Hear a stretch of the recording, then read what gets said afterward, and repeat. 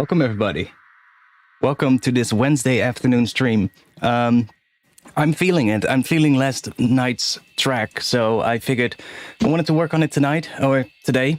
Maybe I'll stream again tonight. I don't know. If depends on how I feel like it. But I want to work on this track. I woke up really early today because there was a really loud thunder outside, and I forgot to close my window before going to bed. So I was woken up at 6 a.m. by really loud thunder. So I'm wide awake now. Let's make some music and work on the track. So welcome. I'll play the track and then we'll get started. Let's get going.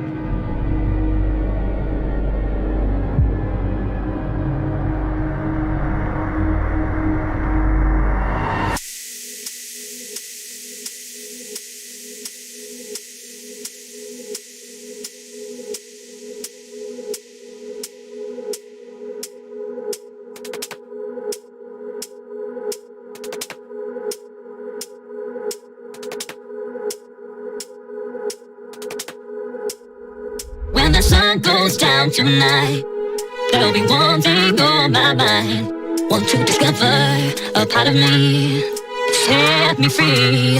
Baby, I'm on a mission, gotta find my space. I've got the world to see, led by only intuition. Not a trace, I'm only counting on me. And I'm just on me. And I'm just My bad for that one. Riches that turn to dust, I said that one to us, that is somehow to know. And I'm just saying there's that, and I'm not getting there. Riches that turn to dust, I said that one to us, that is somehow to know.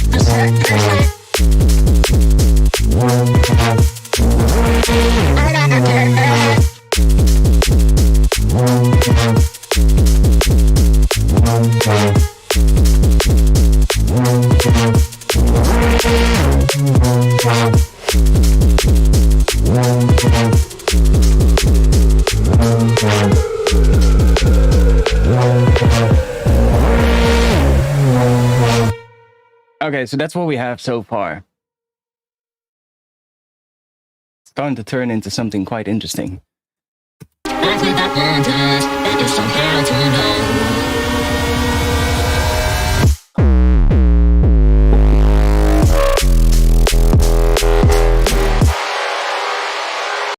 Let's quickly, I was playing around, trying out clip shifter real quick.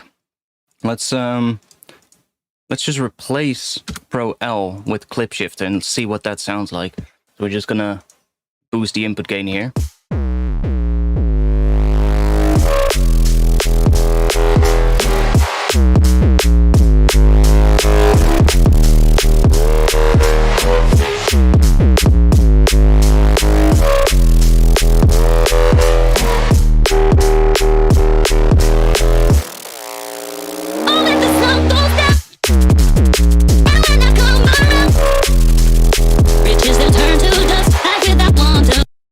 CPU is still going crazy, but that's fine. I fixed a couple of things. I removed a few things that were actually one thing that I had in here. If you remember, I had that vocal thing with the delay right here in this section, which I then removed later. But that delay was still being triggered every time I played this section right here. So that was why the CPU was going absolutely mental yesterday and just giving us audio dropouts every now and then. that was because the delay was basically I was just working on this section here and playing it a couple of times in a row, and that would basically trigger like a bunch of delays, and then that delay would trigger a new delay and another delay, which had like more than 100% feedback. So it was basically just generating delays and delays and delays while that was muted. So that was kind of why my CPU was going a little bit too crazy yesterday. But I fixed that, so that's better now. I'm thinking the vocal is still definitely not done. I might take out parts of the vocals and use like little bits and pieces of it, similar to what I'm doing here, which I really like, this section right here.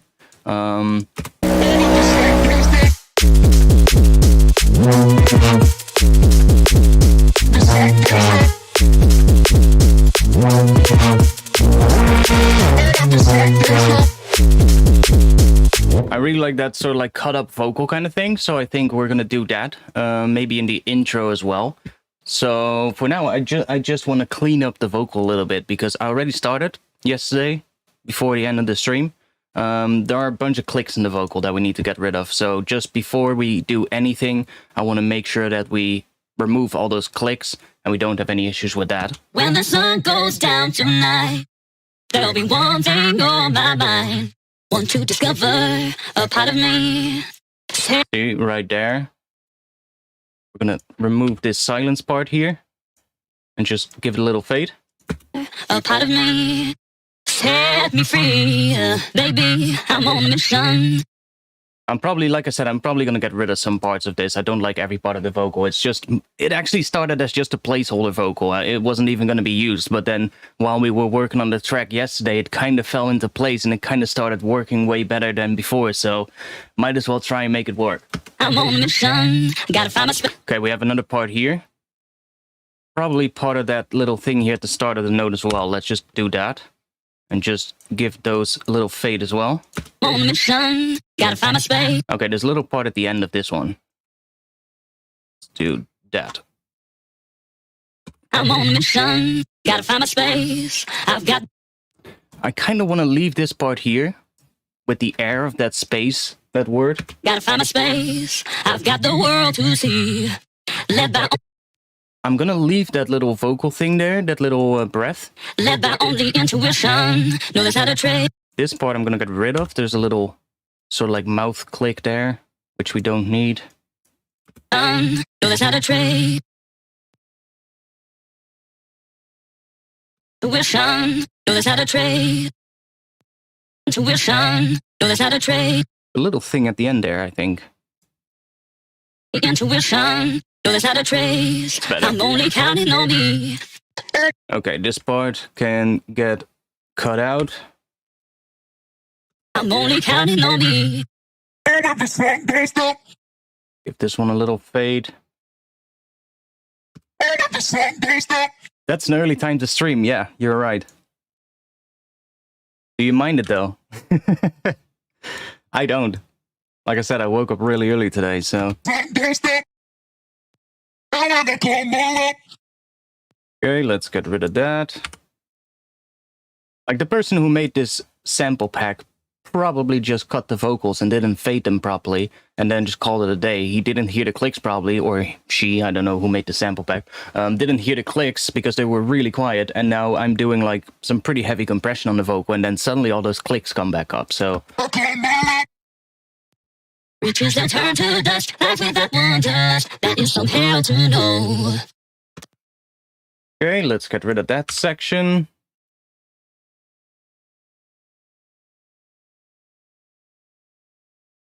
That is some hell to know.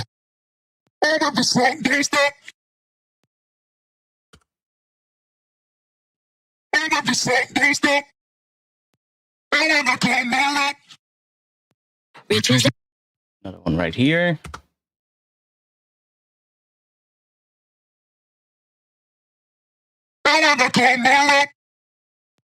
Riches that turn to dust, life without wonders, that is some hell to know. I mean, this is technically the same section as the other one, but... Okay. This... Oh, and the sun goes down! It's the same section again, so... should be able to just copy that. Oh wait, before I do that, let's lock the automation. Delete that. I should have done that here as well, but doesn't matter too much because there's nothing there anyway where it's being automated. So now I need this section all the way up until here and drop that right here. The vocal is from a sample pack. It's from Loopmasters Kate Wild Vocal Hooks and Acapellas Volume 2. Oh, when the sun goes down. It's kind of more like house music kind of vocal in a way. Show in browser. When the sun goes down tonight, there'll be one thing on my mind. There's actually a couple of more ones. When the sun goes down tonight, there'll be one thing on my mind. Some harmonies. When the sun goes down tonight, Might actually be able to use those as well. there'll be one thing. Oh, when the sun goes down, one thing on my mind. Discover, oh.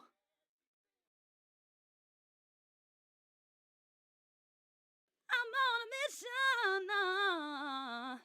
I might be able to use some parts of that, actually.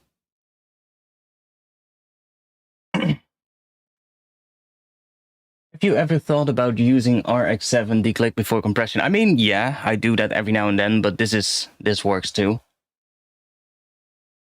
Like these were just, you know, these are just more like clicks that I really want to make sure to cut out completely, as opposed to relying on like a tool to declick the whole thing. Because that, see what that's gonna do is the declicking is also going to affect parts in the vocal itself, which I don't want. I don't want to degrade the vocal more, because that's gonna, especially if we start doing a lot more processing on it, it's gonna turn into shit quite quickly. So I really only need to get rid of these sections. So that's when, you know, cutting them out manually and fading the clips is gonna be a better solution than relying on some tool that's gonna remove some of the clicks. If you get what I mean.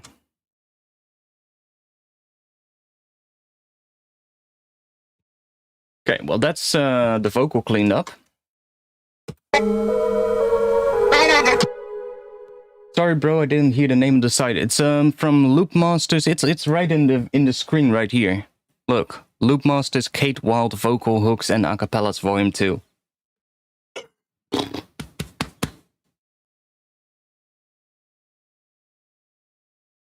Now, the intro needs a lot of work.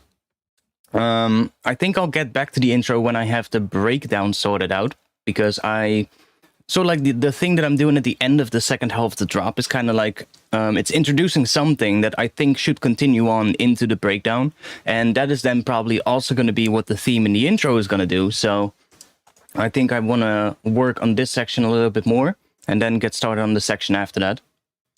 Let's have a little listen and see what we can do. I also bounced the stems of the individual groups before the stream. So I bounced the drums, the bass, the synths, the atmosphere, and the vocal. And I bounced those to stems. So I might jump into a blank project at some point during the stream and do some resampling on those stems to maybe make some more sounds that we can use that are made from the sounds in the track, so that it's going to be easier to blend them into this track. And that's going to hopefully help to you know, make some more interesting things happening during the track, and just add some little bits of ear candy and stuff like that.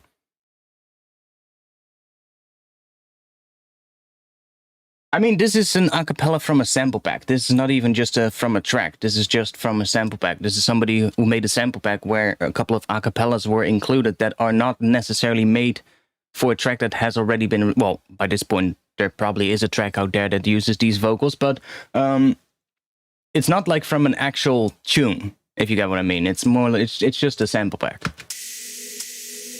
Don't want to get into issues with copyright.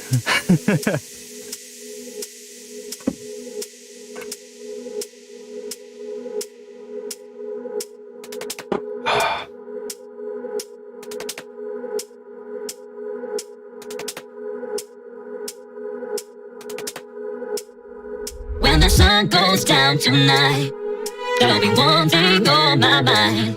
Want to discover a part of me. Set me free, baby, I'm on a mission. Gotta find a space, I've got the world to see. Led by only intuition, no there's not a trace. I'm only counting on me. Yeah, the intro is sort of like sounding alright, but it's definitely not good enough yet. Like, there's a bunch of stuff here, like the violins sound a little bit artificial in this section. In the drop here, it sounds fine because it's sort of like more, like I talked about this yesterday as well. The violin here is more like a layer on top of the bass line. It's not, it's more used as a lead in this section right here. But in this section, the violin is a lot more up front because the mix is a lot less dense in that section of the track. So I definitely want to make that sound a lot better and more realistic in this section. You can kind of hear it's just a little, sounds a little strange every now and then. Like the start of that note. It's just a little unnatural. When the sun goes down tonight, there'll be one thing on my mind. Want to discover a part of me. Set me free, baby, I'm on a mission. Gotta find a space, I've got the world to see. Led by only intuition, no there's not a trick. I'm actually going to remove that little breath there as well. It's annoying me. Where is it? Right there. Let's just get rid of this entire section then.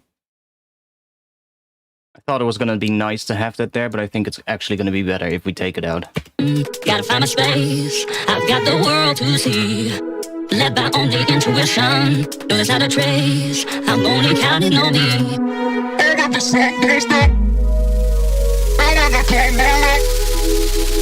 Which is the time to dust, after that wonders, that is somehow to know.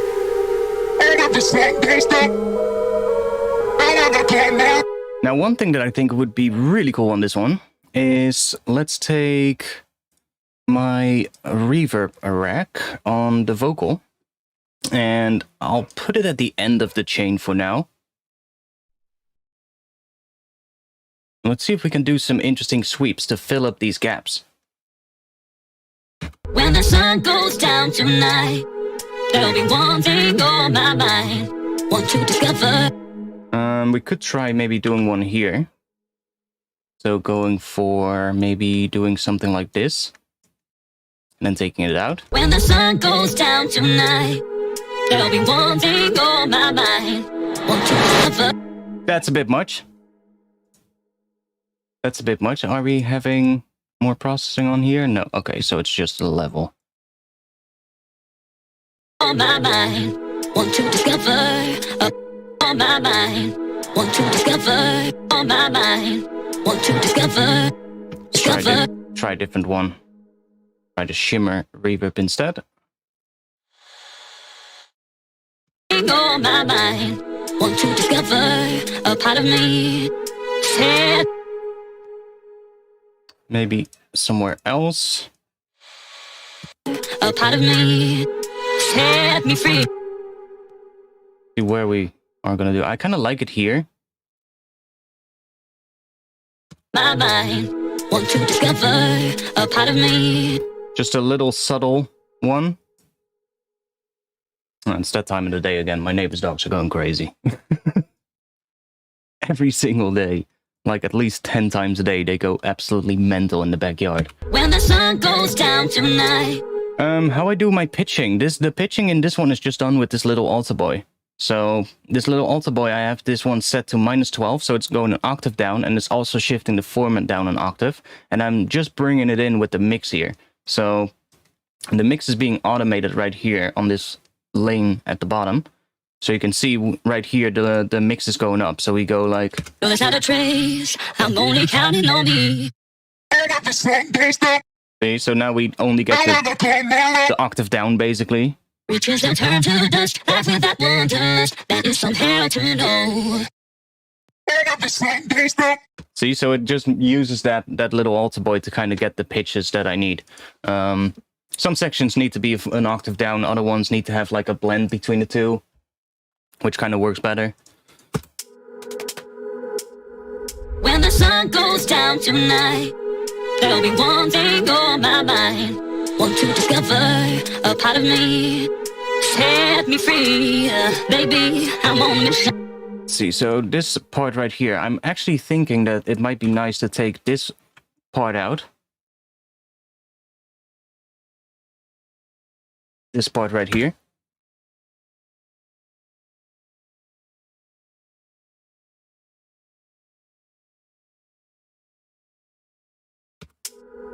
When the sun goes down tonight, there'll be one thing on my mind.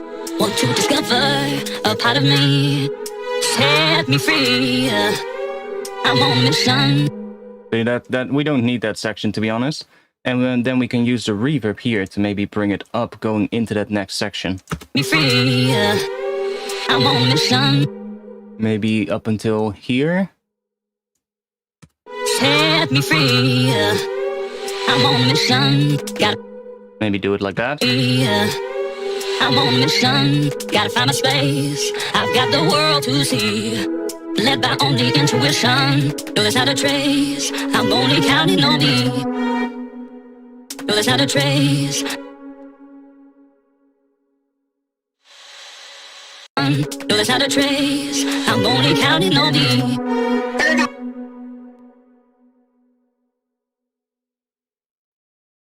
I'm gonna try one. A long one right here. See what happens. I'm only counting on me. I mean, it actually works pretty well. I'm only counting on me. Like, it just adds like some sweep on the vocal, which is fine. No, there's not a trace. I'm only counting on me. Perfect. Counting on me.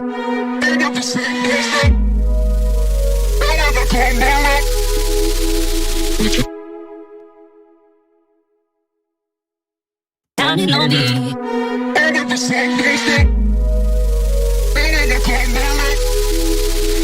Which is the turn.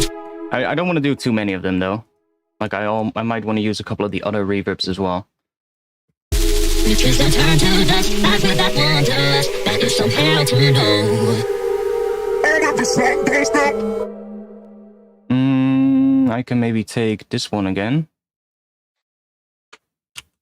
Drop that right here. I feel that wanderlust. That is some hell to know.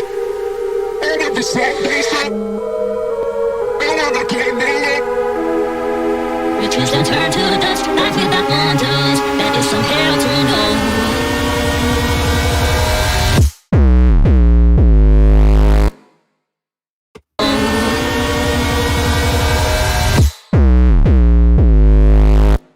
Maybe.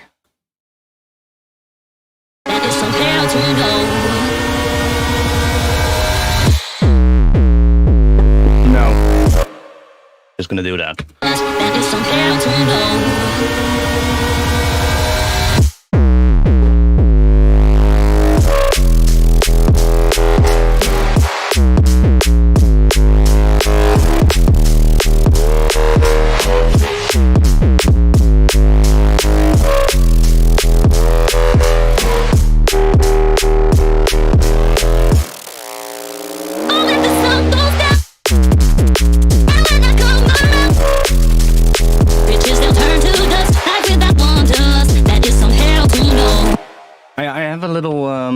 I can do something here as well. Like, people always use the reverb thing, take like a bit of vocal, put some reverb on it, resample it, reverse it, and try and make that work, right? Well, you can do it like this with these reverbs really easily. Because we can take, for instance, a piece of the vocal. I want to, let's say the vocal comes in, where is it? In the drop, again here. So I want to have some reverb coming up here. But the reverb is not going to be that long that it's going to extend all the way through this section. So what we can do is we can just take a piece. Let's see which piece.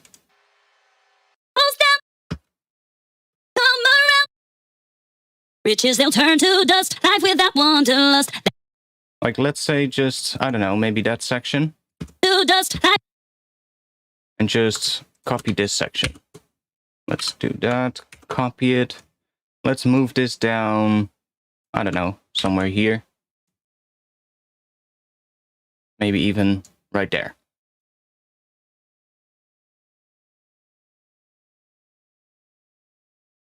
You know what, let's put it here so we can have a reverb coming up in this section. And then I'm gonna take this, and on this section here, I'm simply gonna mute this channel. So we're just gonna automate this on-off switch so that it's basically not outputting any sound right here, but it's still generating the reverb. And then we're gonna turn it back on. So we're not hearing this. It's just there to generate the reverb signal. And then after this section, I'm gonna bring up one of these reverb macros. So maybe this one. Bring it up right here, and then bring it back down. Make sure it aligns nicely with that vocal. And now, we should not hear this vocal, but we still get the reverb. Reaches and turn to dust, like with that one dust, that is some hell to know.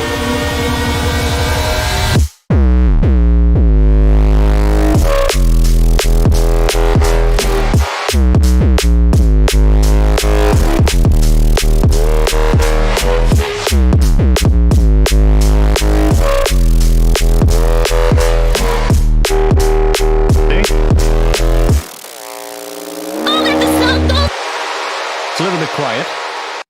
So what I'm going to do is I'm actually going to take this one and let's bring up all of the automation. Bring this one up.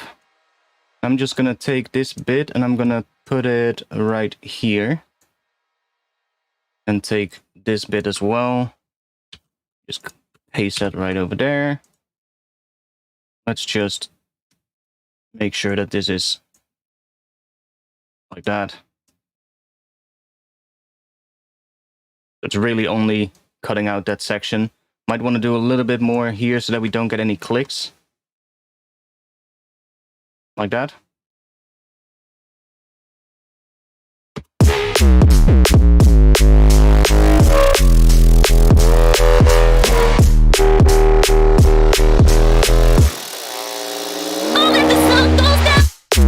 See, so that does work, and we don't have to resample anything. We can just do it like this, and we're just using that little vocal hit sort of like to generate the reverb, and that's all we need it for.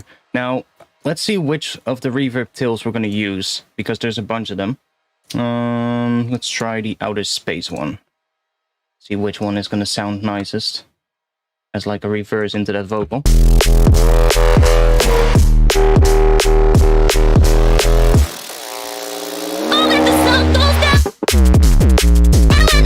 That one sounds kind of good.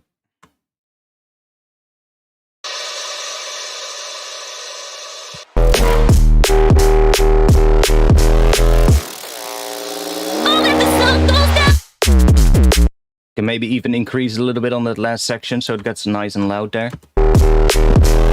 Oh wait, we have to play it from here, otherwise we don't get the full reverb.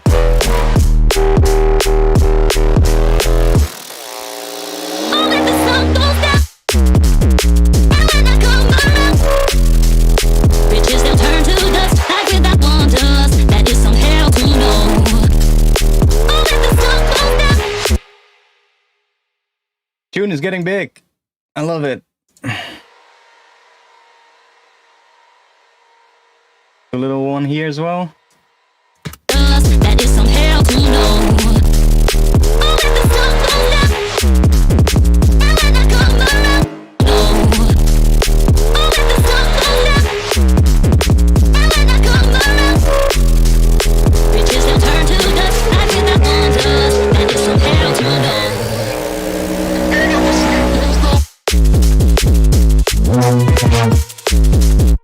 So here we can start using these reverb sends as well to fill up these gaps right here and add some sweeps from the vocal.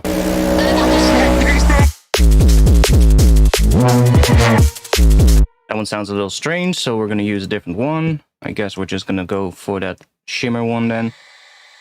That one is nice. Just nice sort of like high pass reverb.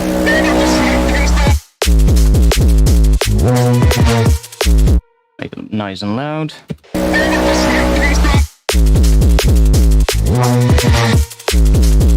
Bit much.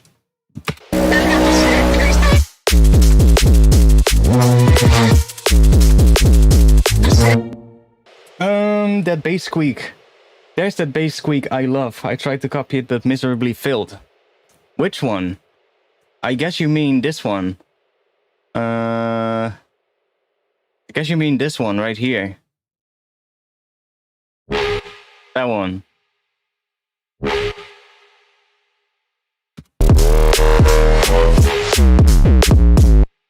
I guess that's the one you mean.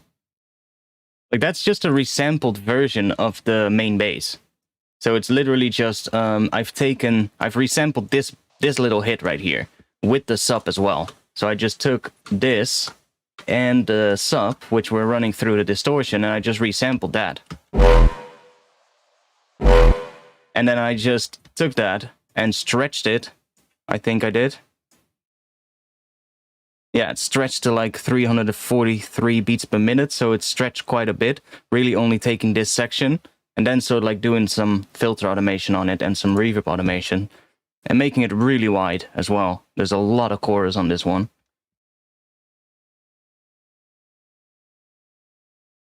Yeah, like that, but that's literally just because I'm using separate layers for that. I'm not relying on the sub bass itself to do that. I'm basically just like I said before yesterday, it's kind of like a polyphonic bass line, which is really odd because bass lines aren't supposed to be polyphonic, if you get what I mean. But it's the sub bass that is just giving us the main bass.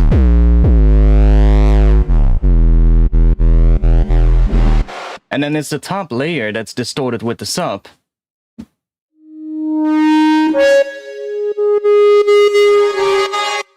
That has completely different notes. It's playing completely different MIDI notes and different.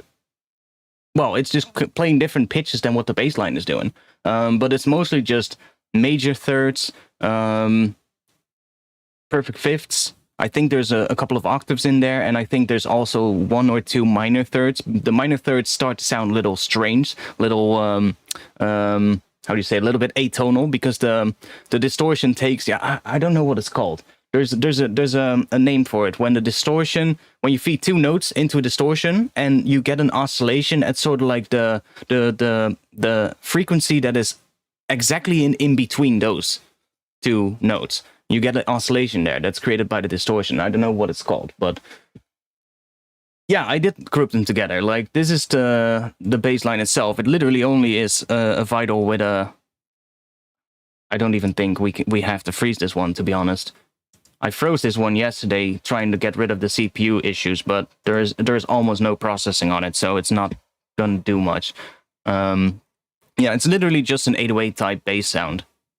It's just a sine wave, pitch envelope, a little bit of noise, and a bit of soft clipping. That's literally it.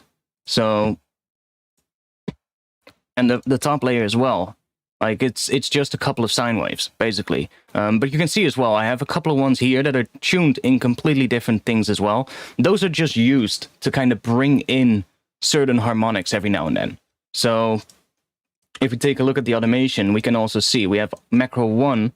It's just the macro, when macro 1 is being brought up, that is just the same note as what I'm playing. So that's just giving me the exact same note that I'm playing. But then these ones right here are the ones that are sort of like tuned to different pitches. And those create those little extra steps that sit on the bass line. So if I take these 2 oscillators away and just have the main harmonic, we get this.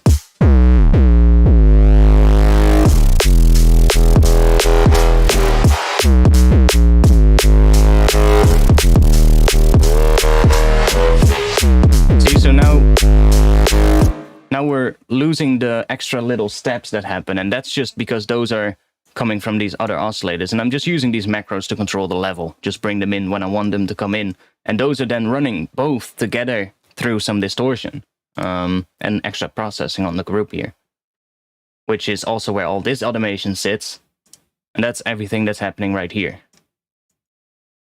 So that's just literally taking those 2 layers, which are basically 2 completely different sounds, playing completely different pitches, which, because they're playing sort of like fifths and major thirds and octaves, they're kind of like almost creating chords, but we cannot really call it a chord if it's only 2 notes, because chords are usually 3 notes and more. But I guess we could call it a harmony. But then the distortion is kind of gluing it all back together and turning it into a single sound. Because it doesn't sound like 2 layers on top of each other. It sounds like a single sound.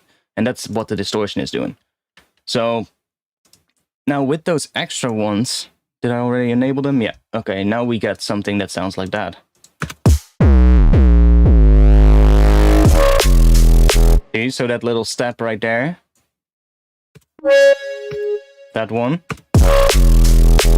And then we have another one here, which is a little bit more inharmonic.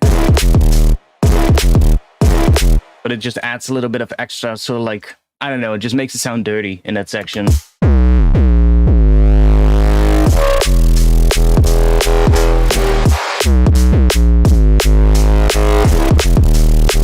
Yeah, totally. Like the minor thirds will create a really fast oscillation, like a really fast wobble if you run them through a distortion. That usually doesn't sound that good. Like I can go in here. Let's just go in here and take a little MIDI clip. I'm just gonna do this. Let's just take a G sharp, which is the root. Come on, make this a little bigger. So we're gonna have a G sharp, and then let's take, so G sharp would be a minor third. Okay, good. And then let's take another one that's a major third, which would be, let's see, that would be a minor third. And then which one is going to be a major third? We can do B. B would be a major third. So let's do B to G sharp. And then let's take the same MIDI clip, move that to the top layer. And let's change this. So this is going to be, our B is going to be a major third. And this one is going to be a minor third. And then let's move that up maybe 2 octaves or something. Now if we play these two together, we're only gonna hear the 808 sub bass now, because I still need to automate the upper layer to come in. See, so it sounds just like that.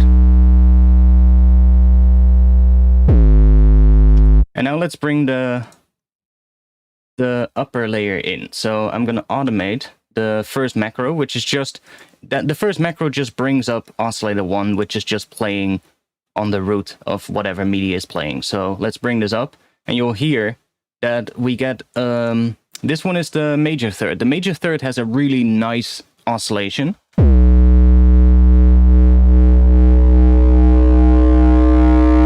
See, it's not too fast. It's pretty clean still.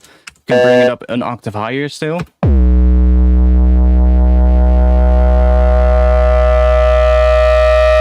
See, that's what the major third sounds like. Now let's have a little listen at what a minor third would sound like. That's going to create a much more inharmonic sort of like oscillation on the bass. So I'm trying to stay away as much as possible from the minor third. See? That's what the minor third does.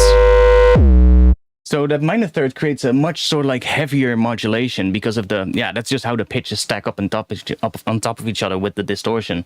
And I'm trying to stay away as much as possible from those minor thirds, because you can hear they kind of, especially when this one comes up in the first half, it sounds a little like it's just a bit too flabby, right? But for like little sections, like short sections, that minor third can actually be really cool to add like a little section of almost an inharmonic type of sound. Yeah, exactly. The distortion is on the sum of both parts. If I remove this again, because we don't need it anymore, get rid of this automation. If I play this entire bass line without the distortion, so I did that yesterday as well, but this is quite funny. Take off, oh, we cannot do that. Can we just select these and then this one? No. Okay. So now all the distortion is turned off. Listen to what the bass line sounds like. I'll play it with the drums as well. We twist and turn to dust, life without wonders. That is some hell to know.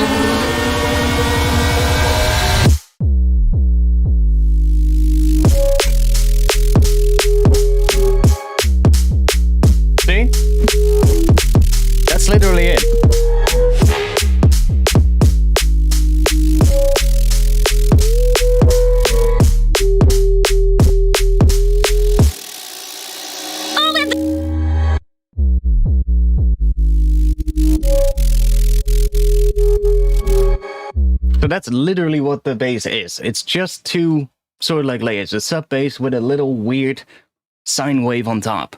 And it sounds nothing like a good bass, but it's all in the distortion. So Rift is really doing a lot. That's creating the main distortion.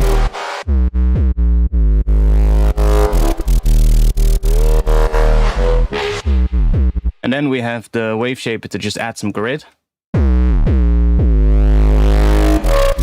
Bring up the high frequencies. And then just an isotope trash, which is basically just, yeah, just gluing everything up even more, just adding a little bit more parallel distortion. And makes it nice and loud.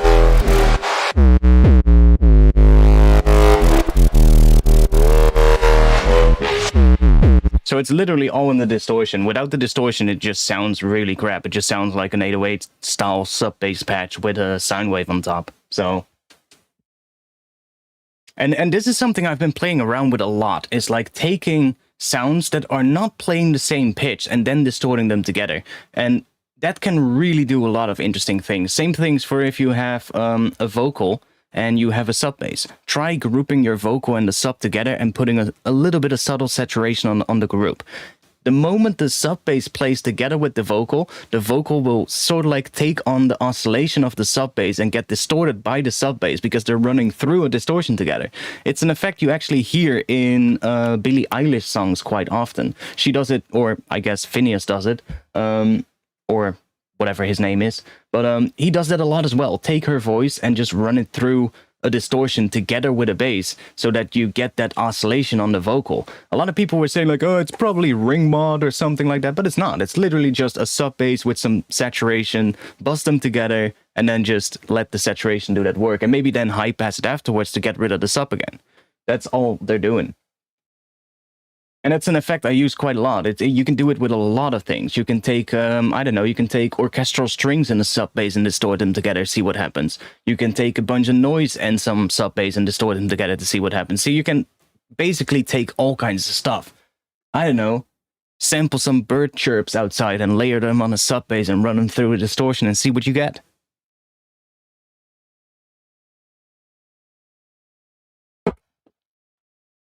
Yeah, Rift is absolutely a lot of fun. I'm having a lot of fun with Rift as well. I'm not even doing any modulation in this one right now. It's literally just I'm just using the macros to kind of bring in some of the extra distortion. That's also what's being automated right here. You can see we have Riff Macro 1 and Macro 2. So that's just being automated to bring in some of the distortion every now and then. So these two automation lanes. So that just adds a little bit of extra grid where I want it to be. So when I want it to be a little bit heavier, I can bring that distortion up and just increase the grid in that section, which is, it's all in the automation as well. Like without automation, this would sound so static. It's, the automation is something that I've been really focusing on lately, but because that's just gonna make it all come to life, if you get what I mean. Without I cannot quickly just, that's a feature I wished Ableton had, by the way, just a feature that would quickly allow you to bypass all of the automation just to hear what your track would sound like without it. Or like bypass single lanes of automation. I'm not sure if you can do that, but it would sound absolutely crap without it.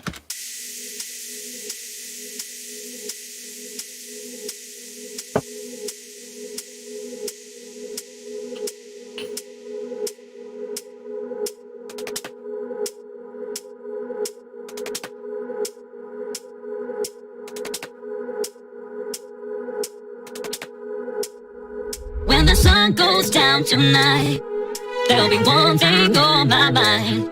Want to discover a part of me, set me free. I'm on a mission, gotta find my space. I've got the world to see, led by only intuition. No, there's not a trace, I'm only counting on me.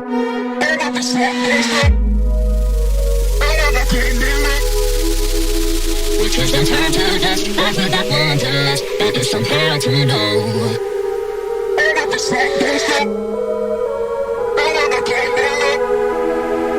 Which is to turn to dust, life without wanderlust. That is some hell to know.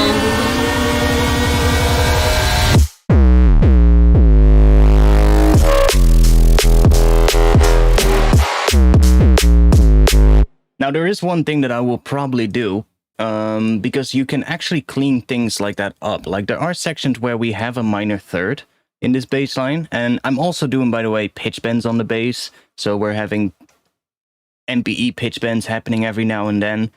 This one here, you can see we're going up, I think, a fifth, or is that a flat five? I think that's a flat 5. 1, 2, 3, 4, 5, 6. Yeah. So we're going up a flattened fifth in that section, and then bending down one semitone again. And the lead is also doing similar pitch bends, making parts of the lead sound kind of atonal. So I'm kind of detuning the lead every now and then, which is creating a change in that oscillation that the distortion is creating. So I'm using the pitch on the upper layer to kind of change how fast the modulation happens that the distortion creates. And by altering that, you can really sort of like tune it to be just right, if you get what I mean. That's something I've been really paying a lot of attention on. But what I might want to do, I don't know if we have any major or any minor thirds in here right now. Let's see.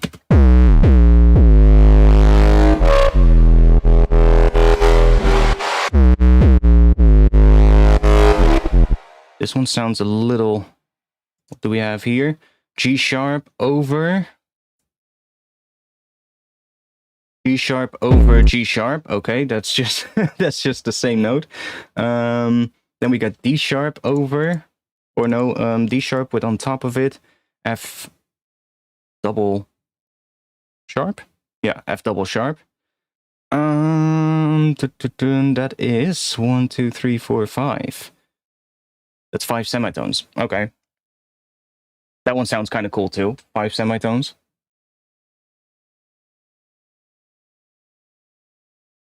I had to resample some tracks because of CPU, but I don't get how to use pitch bend on audio samples. I mean, on an audio sample, in Ableton at least, you can just use the transposition and just automate that. Like if you have, let's say, a vocal here, make sure it's warped, and then just go into here, and change this to clip, change this to transposition, and then you can literally just automate this.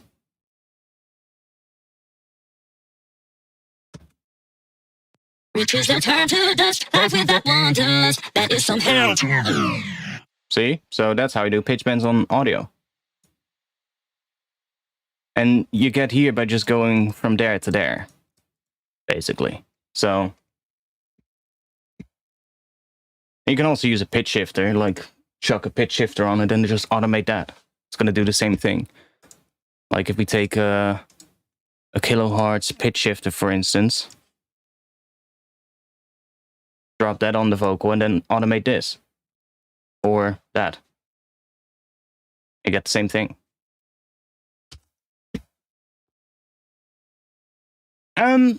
I mean, the different warping modes, that's just play around with it, you know, and see which one sounds best. Because complex sounds best most of the time on vocals, but sometimes it doesn't, you know, and sometimes it just creates a weird artifact, and you just might want to play around with a different mode and see which one works best for that particular sound. Yeah, or you put it in a sampler, same, yeah, similar. You can also put it in a sampler and then just use the pitch bend of the sampler.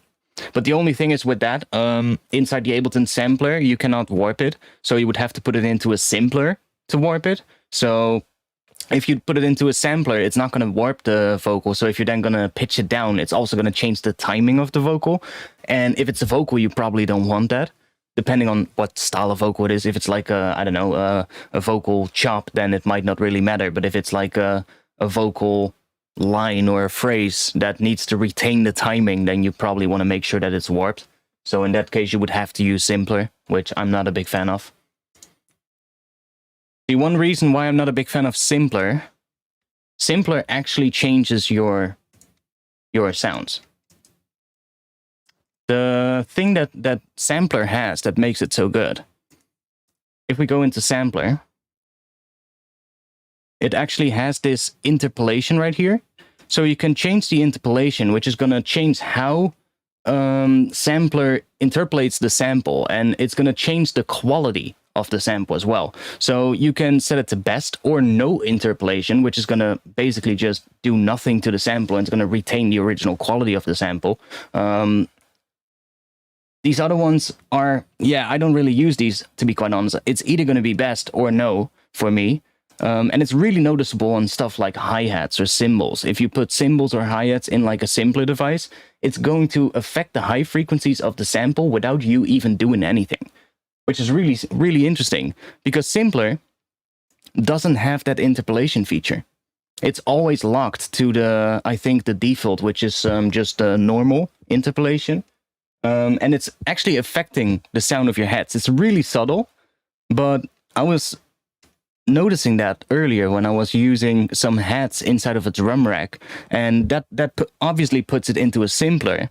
And I was noticing, like, why do the hats sound different inside of the drum rack as opposed to when I preview them in my browser? And I was thinking, like, what the hell is going on? Filter, okay, let's turn the filter off. Was still doing it. I was like, what? Why is this happening? And I was searching online and just browsing online, and I found out that somebody said, like, well, in sampler it doesn't do that. And then somebody else chimed in and said, like, oh, maybe it's because of the interpolation settings in sampler. And then people started testing it out, doing like null tests and seeing if they could actually get it to null. And with sampler they could get it to null by turning off the interpolation. And in simpler they would not be able to get it to null with the original sample, which is really interesting. So that's another thing to note. Like, if you want to put it into a simpler because you need it to be warped, keep in mind that it's also going to affect the audio quality of the sample that you put into it. It's very subtle though, but it is still there. I wish they would just add that little interpolation feature into simpler. Like, why leave that out? You know, if it's such a crucial thing that changes the audio quality of the sample that you put into the simpler, then I would expect that to at least be in simpler. Yeah, it's something that had been bugging me for a while as well, because I saw people saying this in the past, like, oh, when I put stuff in a drum rack, it sounds way different. Like, hi-hats sound way less good. And I was always like, you're just hearing things that aren't there. You know, like, that's not right. That doesn't sound right. And I was just discarding it as, like, somebody not knowing what they're doing. But as I was going on as well with production, I was at some point, I was like, wait a second. It does sound different. And that's when I was starting to look into it. And then I was reading on the Ableton forums, and I was finding a couple of forum posts where people were actually looking into it. And yeah, that's how I found out. So sampler is my preferred go-to for anything sampler-wise in Ableton. And I might have my kick drum in a simpler here, yeah. So it might actually be wise to convert this simpler to a sampler instead and use the interpolation. Like, we can actually try it out. Let's try it out and see what the difference is.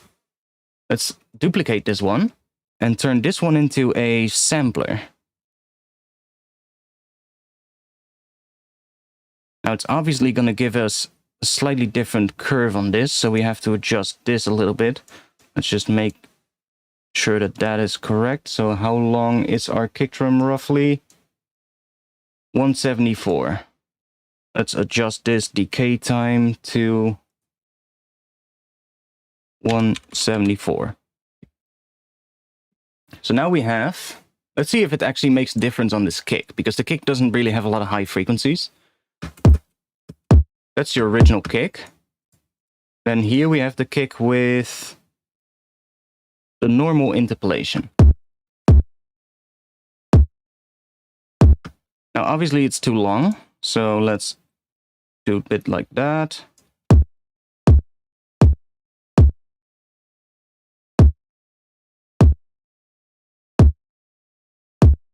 Okay, let's turn the interpolation off. Let's see what happens.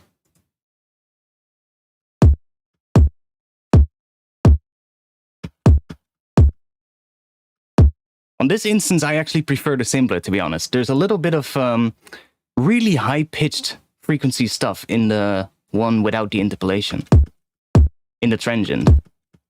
Almost like a bell-like resonating frequency. That's really short, though. That's not in this one. See, but the interpolation actually changes how this kick drum sample sounds. And you can hear that it's affecting the high frequencies. It's affecting mostly the stuff at the start where the transient sits. So in this case, I would prefer the simpler, actually. Interesting. But most of the time on hats, I actually prefer the sampler without the interpolation. So, and it gets even more noticeable when you start pitching the samples. When you, let's say, put a right sample into a simpler and then pitch it up maybe a couple of semitones, then it gets even more noticeable in terms of the difference between sampler and simpler. I think it also has to do with how it interpolates the sample when you... Oh yeah, I remember. I read about this. So what it's actually doing with the interpolation, it's interpolating the change in sample rate.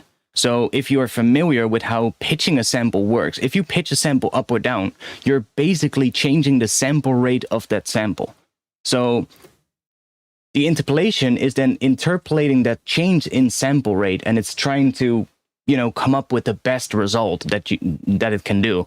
And it's just, depending on what interpolation mode you choose, it's going to give you a slightly different result. And that is, of course, if you're going to pitch a sample, the sample rate of that sample is changing compared to the rest of your project, and thus it's going to have to do something to it to kind of, you know, make it sound good, I guess.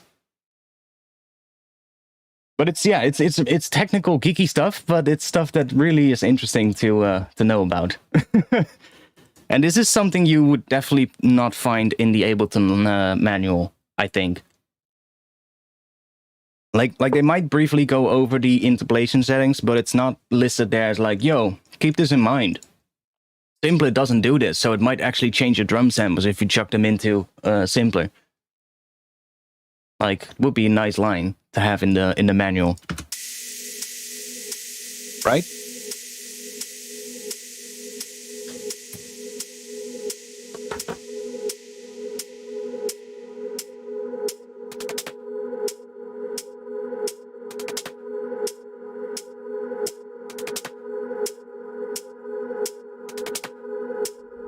When the sun goes down tonight, there'll be one thing on my mind. Want to discover a part of me, set me free. I'm on a mission, gotta find my space. I've got the world to see, led by only intuition. No, there's not a trace, I'm only counting on me. And if the sun goes down, I wanna come back. Witches that turn to dust, life without wonders, that is somehow to know. And if the sun goes down, witches that turn to dust, life without wonders, that is somehow to know.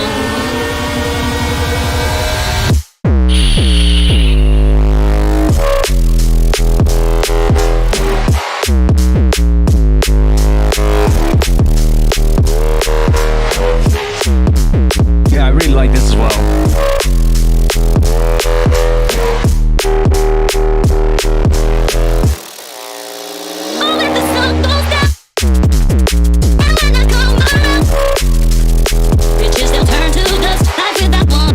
Okay, let's, I do think we're distorting a little bit with the clip shifter, so let's go back to Pro L instead.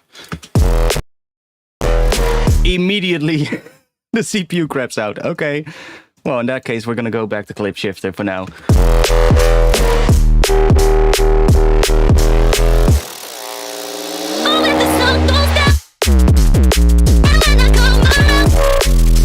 It's not that important. It can distort a little.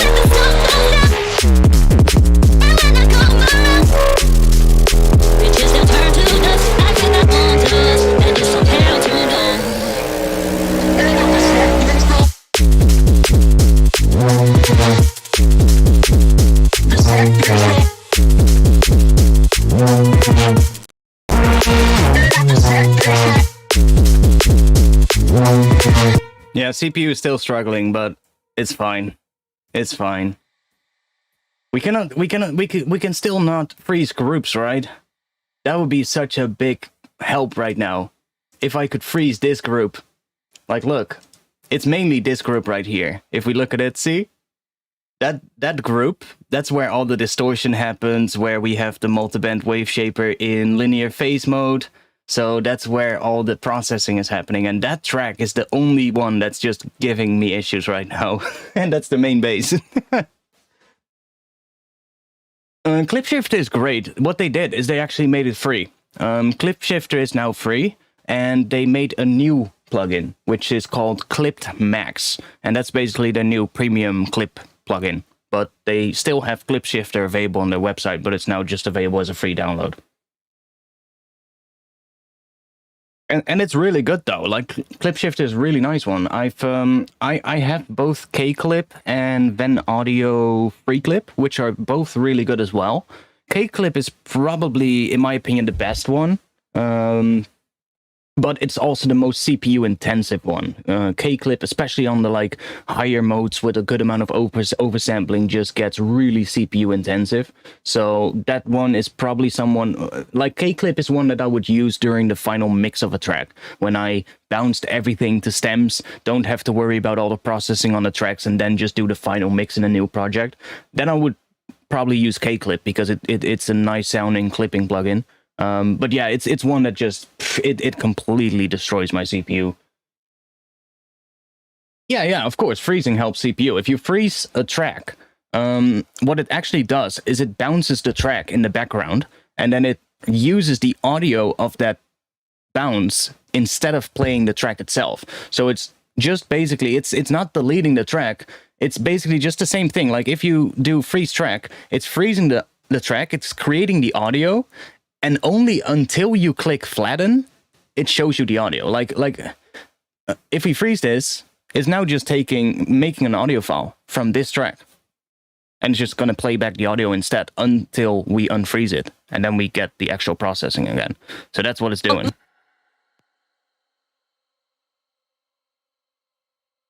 And that is obviously going to help with the CPU. But yeah, we cannot do that on groups though, so that's a little bit annoying. The only way to do that would be to resample this group. Wait, we can do that. We can do that.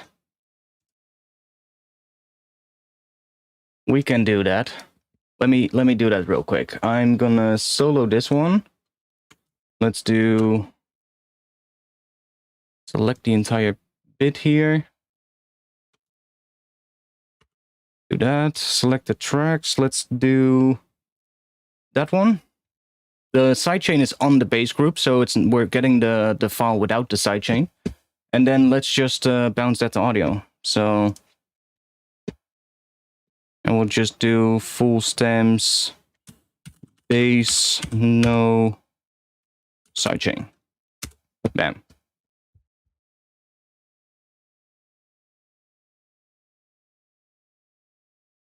And we'll just put that in the project file and mute that bass group for now. And then when I need to work on it, I can always go back to it.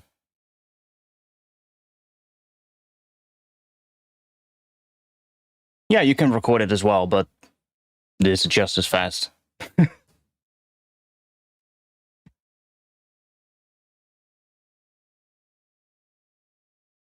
It's mostly just that wave shaper though. That linear phase wave shaper is the main culprit right now. And I guess the reverbs as well. These are basically 5 individual reverb chains with really long reverbs. So that's really doing quite a bit of that as well.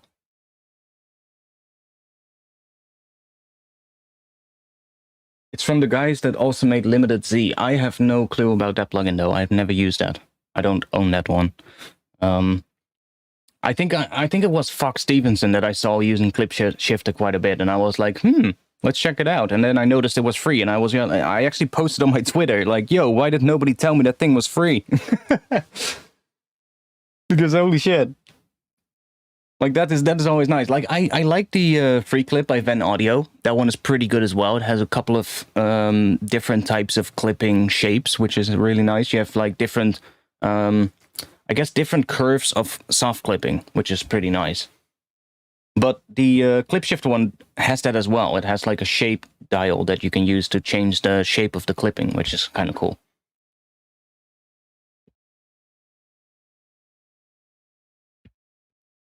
Limited Z also has a free version and kind of looks like Pro L. Okay. Well, I mean, I have Pro L, so I don't really see much of a reason to get that one. But maybe I might do it if it's free.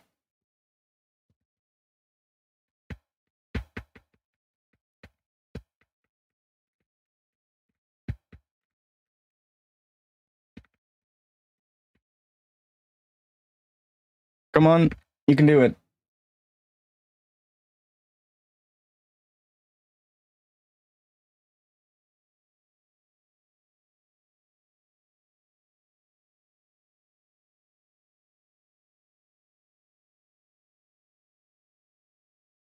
And then now we have right here.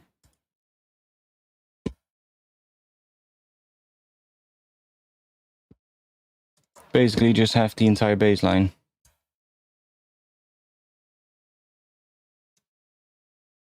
Now, if I turn this off, we're still gonna get this thing generating stuff. Do I really have to go into the individual tracks? Turn these off as well? Or do I have to actually turn the synth off on the tracks for it not to do anything? That's not gonna do much. I'm just gonna turn these off so that they're not doing anything. And then we're gonna mute this group. Now we should get way less CPU use.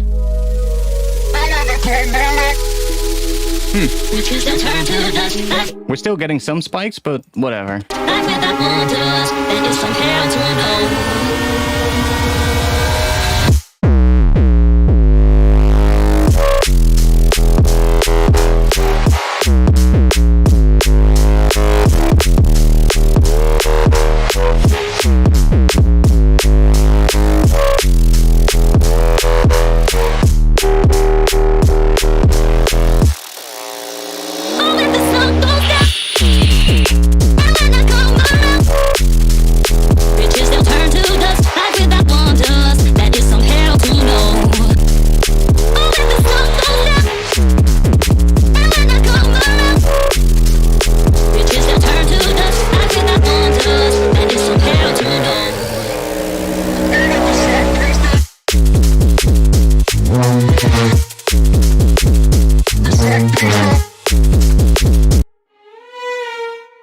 Okay, let's see if we can make this one nice. So we have, let's turn the metronome on. Okay,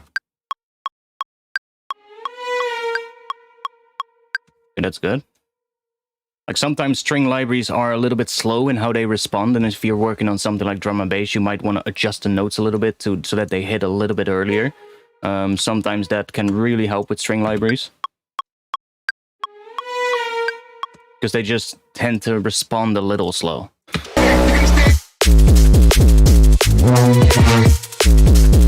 Versus this. See, they do kind of sound a little bit slow. Let's do that, actually. Let's do it for all of these. Let's just adjust them, maybe something like that.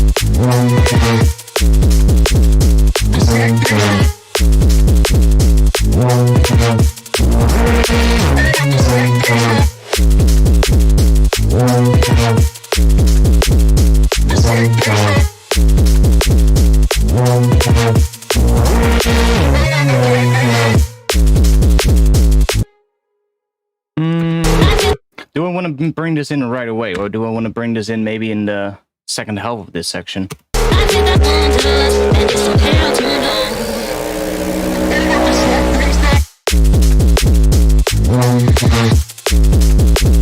No, I think we want to bring it right away.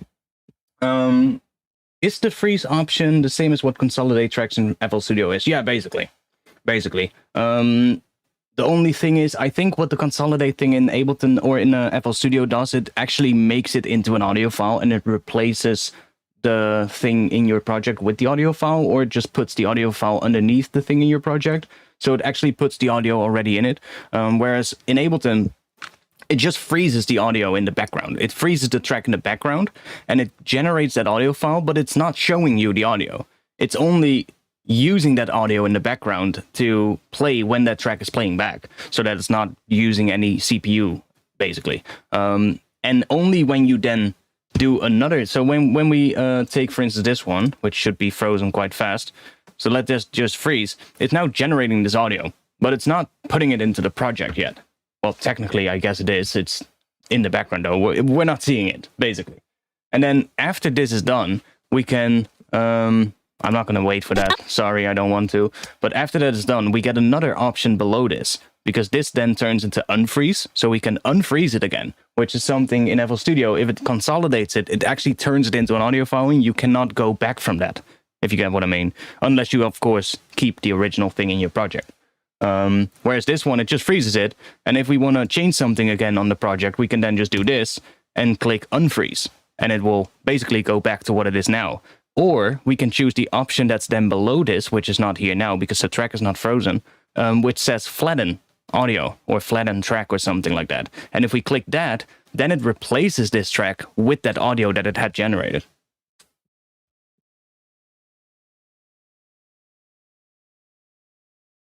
Yeah, exactly. Like consolidate just means take whatever I have here and turn it into an audio file and replace what I have here with that audio file. That's what consolidating is, basically, in terms of when we're talking about turning something into audio. Because consolidating could also mean taking two clips and joining them together, right? That's also consolidating, but... So it is kind of similar, but it works slightly different. The one in Ableton, I feel, is a little bit more superior to it because it's kind of like a two-step process, right? It allows you to freeze it so you don't use the CPU without having to commit to actually printing it to audio, right? You can still go back and change everything if you have to, and then freeze it again after you've changed something. So that's the one thing that I really like about how Ableton handles that, as opposed to how, I guess, FL Studio handles it. But hey, both work though. Like if you work in FL Studio and you just do a consolidate and just make sure that you have that original sound still in your project, or save the project under a new version name so that you can always go back if you need to change something, then you basically got the same thing. It's a little bit of a workaround, but it's not that big of a deal.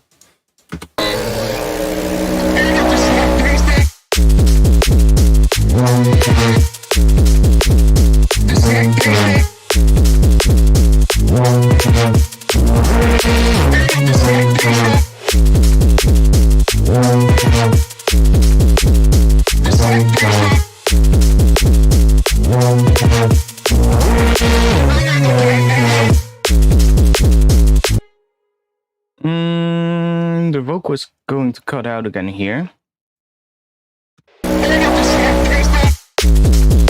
I'm thinking what we're going to do in this second half. I think this is going to be nice, sort of like as a response with that sort of like, I guess, a rhythmic 808 one.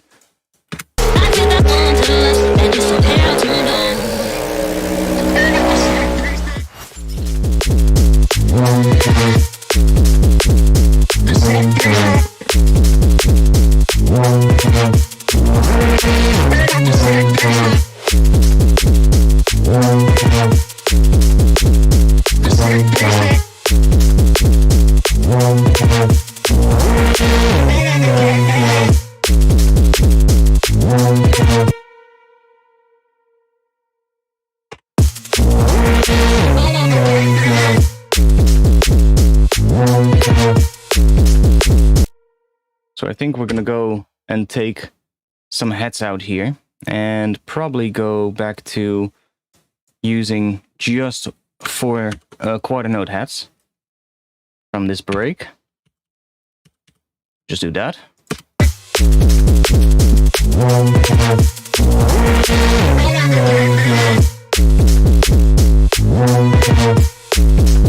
Maybe leave these in though, and just take out the 8-note hat and turn that into a quarter note hat.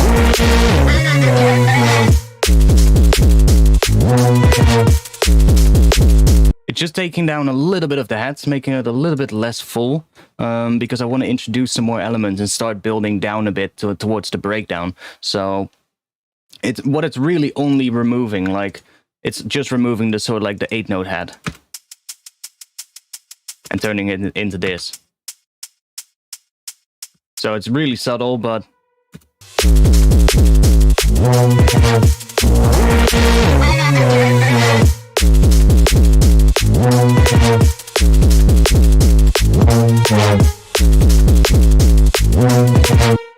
now let's see. We have the save. We have the intro pad. I can try bringing one of these two intro pads in. We have this one.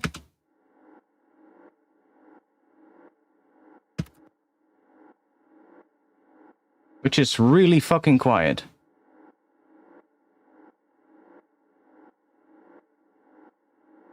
Okay. Why is that so quiet? Ah.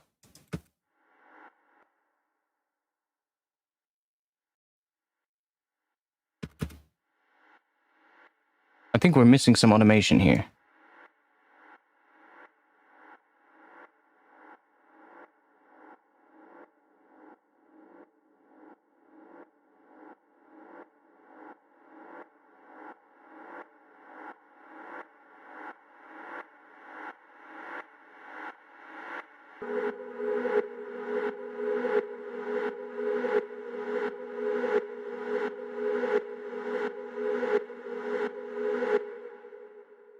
Okay, let's try and taking this one and putting that, guess, here? No. It's to be right here.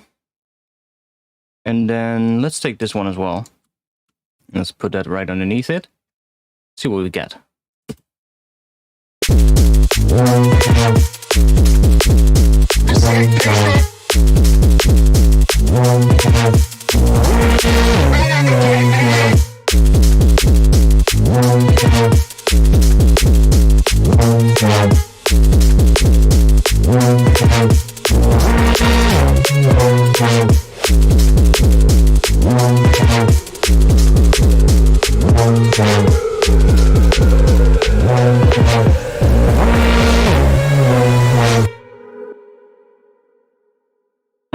Do we have a nice hit on one of these?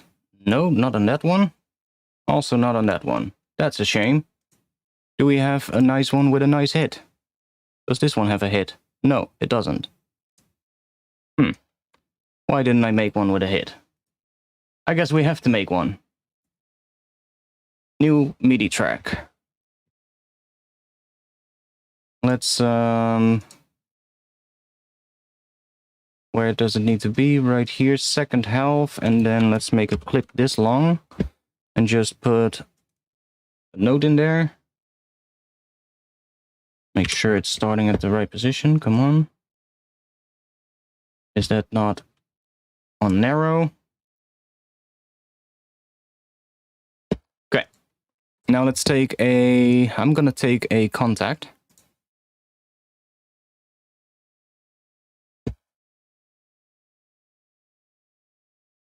And let's grab Rise and Hit.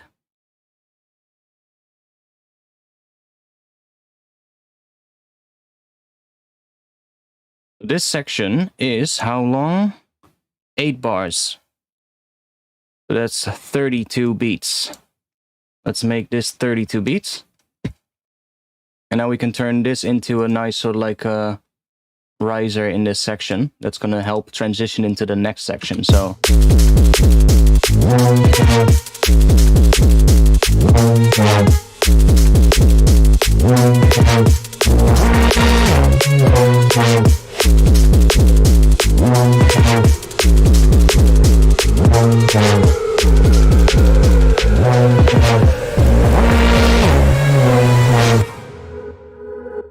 And then we can make one that has like a nice hit at the end that sort of like transitions into the next section. So to quickly make one, I'm gonna decrease the length to maybe 8 beats or something, so that's a little bit shorter and we don't have to wait that much. And let's just go in here. Let's see if we can find something nice. So I'm probably gonna use some kind of percussion, I guess. We need one that is like a big drum, so maybe one of these deep drums, maybe.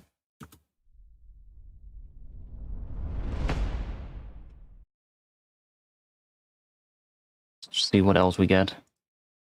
Need one that has like a nice hit at the end. That looks like a nice hit. Could be good.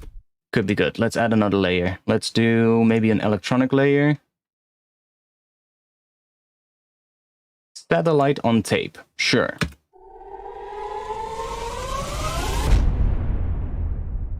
Bit much, maybe.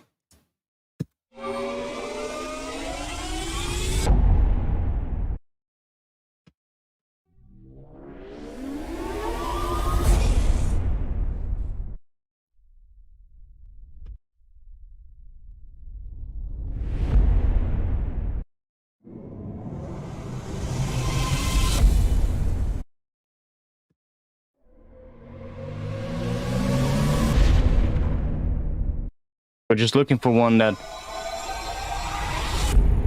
sounds nice.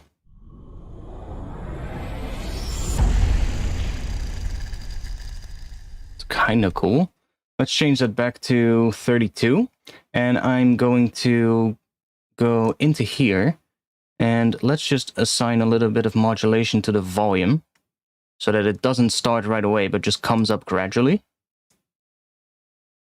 Do something like that, go into the mod view, and I'm gonna curve that a little bit so it just comes in like that. And then I might want to do that on the other layer as well.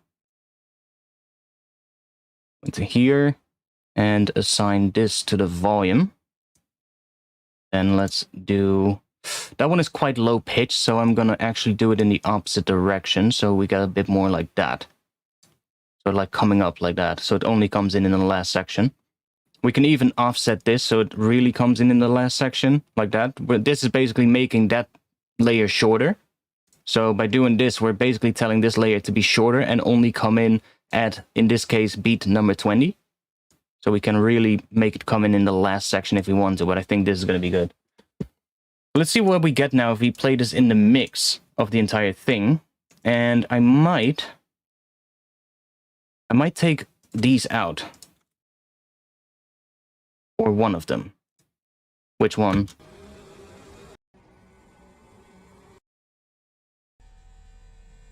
Let's leave that one and let's mute this one here. Because otherwise it might be a little bit too much rising stuff.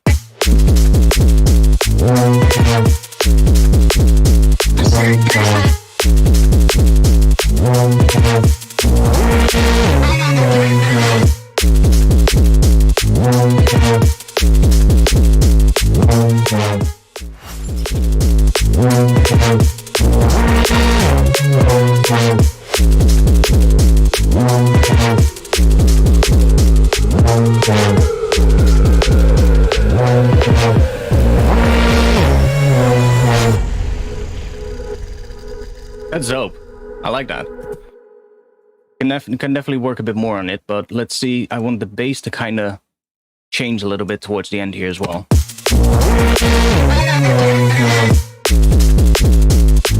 I guess in this case, let's we need to go back to our bass then.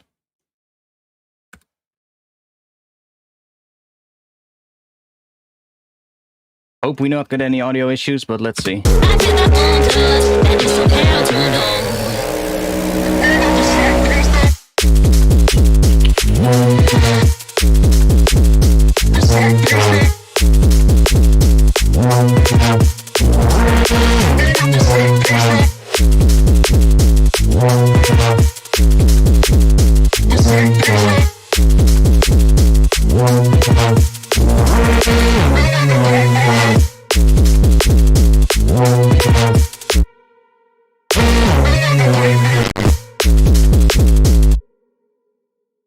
So I'm thinking, what if we take the Res out in this section?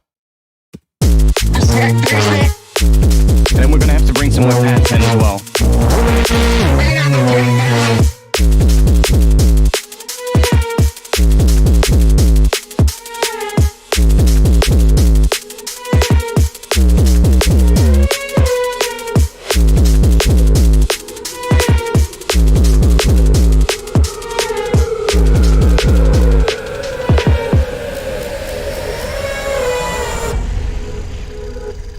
I mean, that could be nice, actually.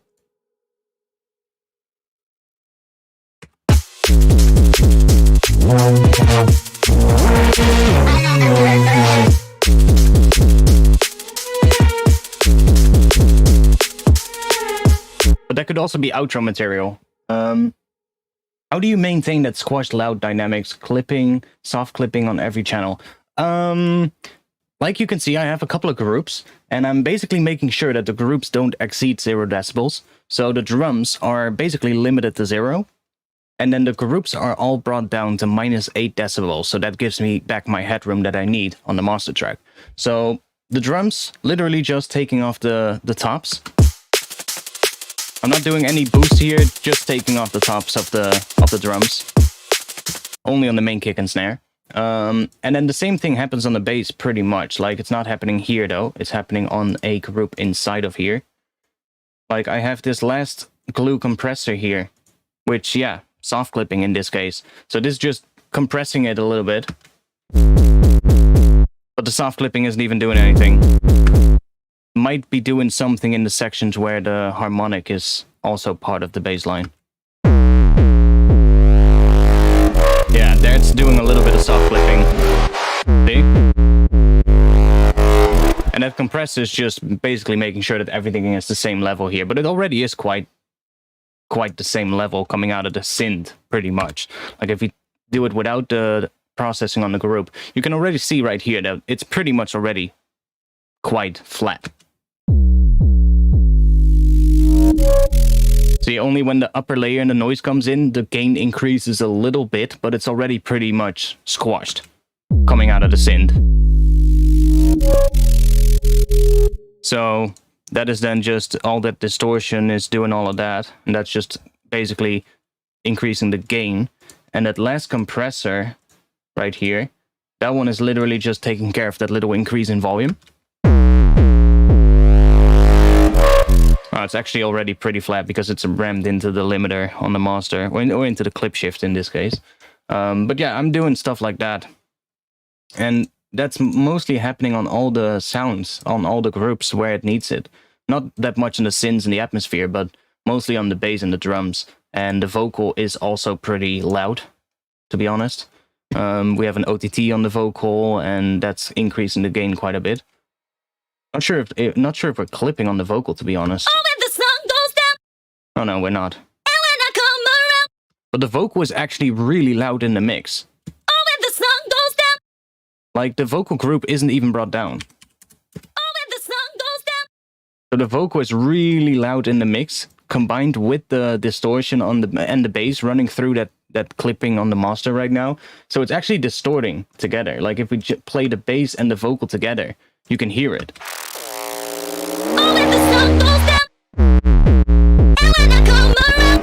See? Riches they'll turn to dust, like without wanderlust. That is some hell to know. It's actually distorting the vocal because it's so loud in the mix, but I don't mind it. I really don't mind it. Like without wanderlust, that is some hell to know. I'm actually going to be doing a video on that sweeping reverb thing. It's actually going to be one of the upcoming recs that I'm going to be putting out on my Patreon. So I'm working on a new update for the Artifacts recs for Patreon. And the upcoming release is going to have categories. So we're going to have multiple categories with recs. And it's going to be a reverb rec, the one that I'm using in this one. But I'm still working on it. It's like you can see in this project. It's actually quite taxing on the CPU. So I'm now I've used it a little bit. What I'm going to do actually is I'm going to make a couple of individual versions of this reverb rack. So I'm just basically going to make one for every individual reverb chain, so that you don't have to drop all 5 reverb chains onto a track at once, but you can just pick one of the 5 or one of the 6 or however many I'm going to make, and just pick one of them instead of just having like all of them on that track generating reverb, which is really taxing on the CPU. Or maybe I can make it work inside of this rack if I bypass some of the chains. But I think then they're still generating the reverb. I would have to. Ooh, I could do it. Oh shit! I know how to fix it. If I map. Oh fuck yes! If I map the on-off switch of the reverb itself to the same macro as this one, then it should completely bypass the reverb itself and should not be generating any reverb. Come on.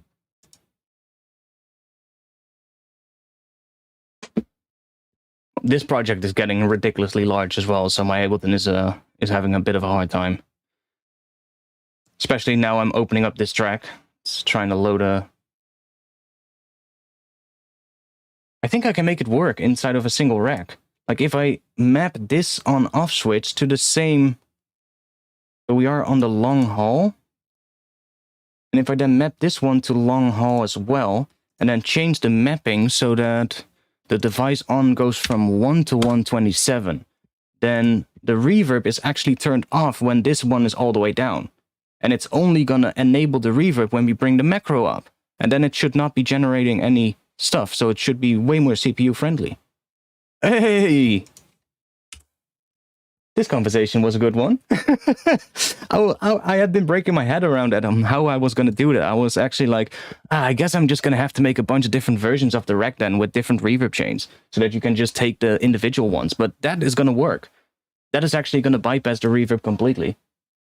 Oh no, wait, I don't think it's going to work. Because if it bypasses the reverb, it's also not going to generate the reverb when there is some audio there. And you're most of the time going to bring that macro up after the audio has stopped playing. So it needs to be generating the reverb when the audio plays, but you're not hearing the reverb. So no, it's not going to work. Fuck. I'll have to make separate racks then. I'm going to have to make it into separate racks. No, it's not going to work. I thought it was going to work, but it's not. Like, how I'm using it and how that rack is intended to be used, like I'm doing here. See, we have this clip right here, which is a vocal, that is generating the reverb, and then here I'm bringing it up, which creates a reverb sweep. Now we're not hearing this vocal because I'm automating the on-off switch of the track itself. Burn to dust. Because I didn't want to hear that part, so if we play it like this. See? So it needs to be on already when the macro is all the way down, otherwise it also won't generate that reverb till. So it's not going to work. You could use a utility before the reverb. No, that's also not going to work. If we put a utility before the reverb, then it's also not going to generate the reverb tail, because then there's no volume going into the reverb. So it actually needs to be generating the reverb at all times for that effect to work. So yeah, this one is a little bit too CPU intensive. It's basically, as you can see, it's 5 of those chains inside one rack. And here we have those actual chains. So it's 5 individual chains, and all these reverbs are like, what is it? All of these reverbs are also like 20 seconds. Here, 50 seconds. So these are really long. Because it needs to be able to generate those long sweeps and tills.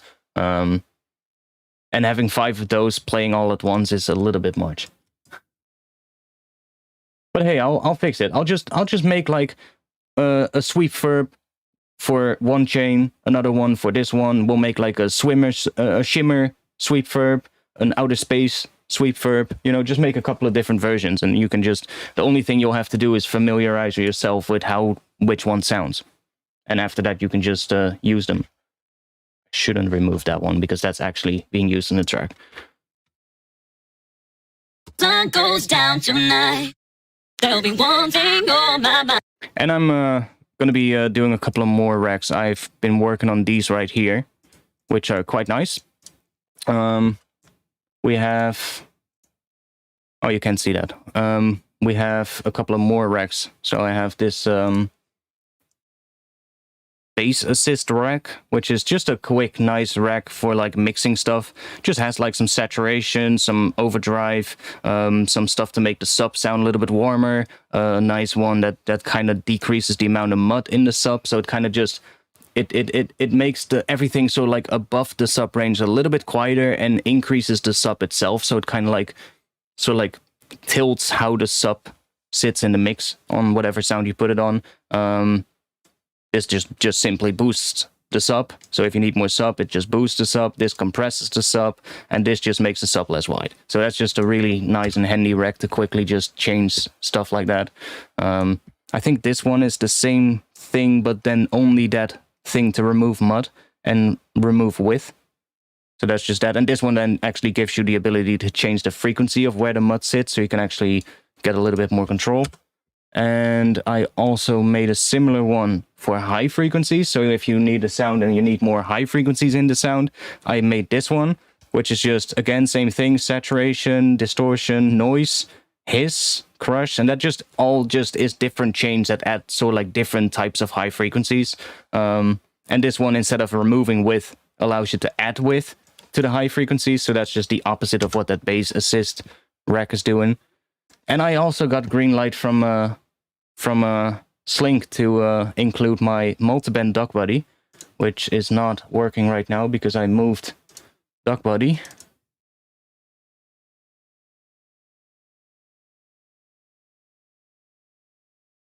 There we go. So I made a multiband version of duck body, which has like, I still need to map these because I moved this one, so I need to remap these all, but that's gonna be fine. I'll do that after the stream probably and get that done quite fast. But this is basically just a Slink's duck body device in a multiband setup. So just gives you control over the crossovers, and you can do like just sidechaining on the sub, just on the mid, just on the high frequencies. I kind of like it. It works. I tried making a phase accurate version similar to how I did the Pro TT rack. But for sidechaining, that method really doesn't work. I spend about a whole day trying to make it work, but it just doesn't work. There's too much bleed from the bands into the other bands, and when you do sidechaining on like the sub frequencies, then it's actually not ducking away all the sub, because there's also sub in the mid band, so it's not really gonna work. But this one it's not phase accurate, but it's not affecting the phase too much, so it's pretty good still.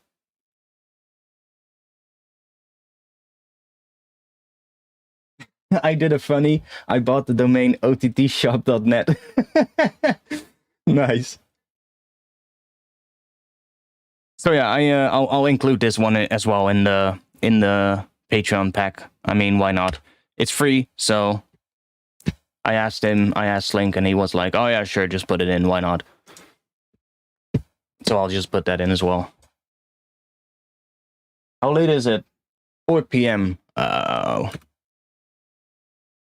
Let's see. What are we going to work on?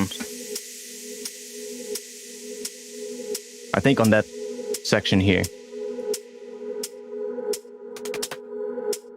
Like, the intro can be improved when the breakdown is done, because then I'll have a lot of elements that I'll probably want to use in the intro as well. When the sun goes down tonight, there'll be one thing on my mind. So I'm going to leave the intro alone for now. A part of me, set me free. I'm on a mission, gotta find my space. I've got the world to see, led by only intuition. No, there's not a trace, I'm only counting on me.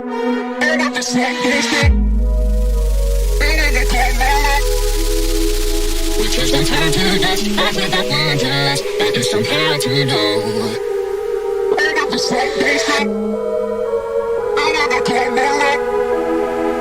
Which is the turn to dust, back with that wanderlust. That is some hell to know.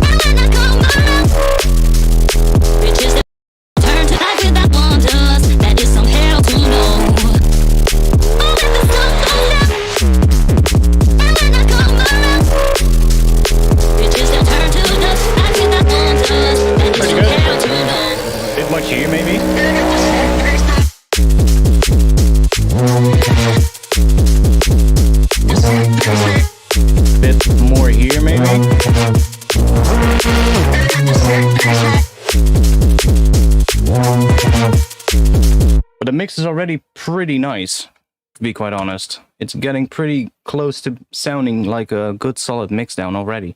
And I haven't even like properly done the mix. By the way, do you guys know about this one? It's by Isotope. It's quite nice as well. You have the tonal balance control from Isotope, which is quite nice to check if your track also sits in sort of like the right mix down. So we have this, and then usually I grab the bass heavy or EDM preset, but bass heavy kind of works. And what this tells us is where sort of like the curve of the frequencies sit. So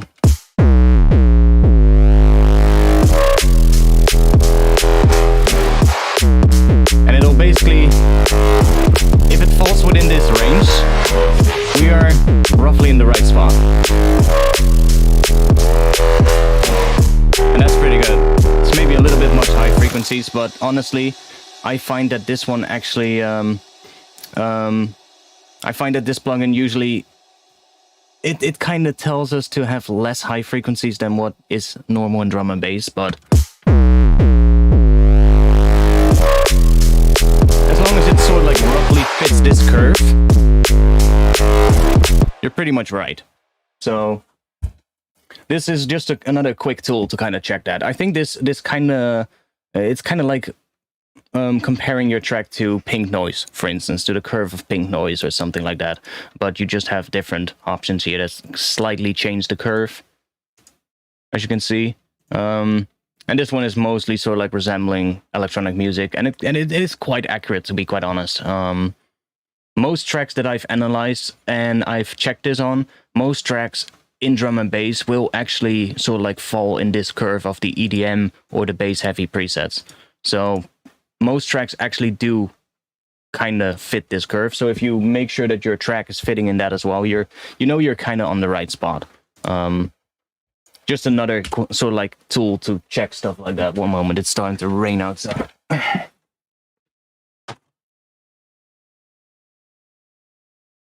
Okay.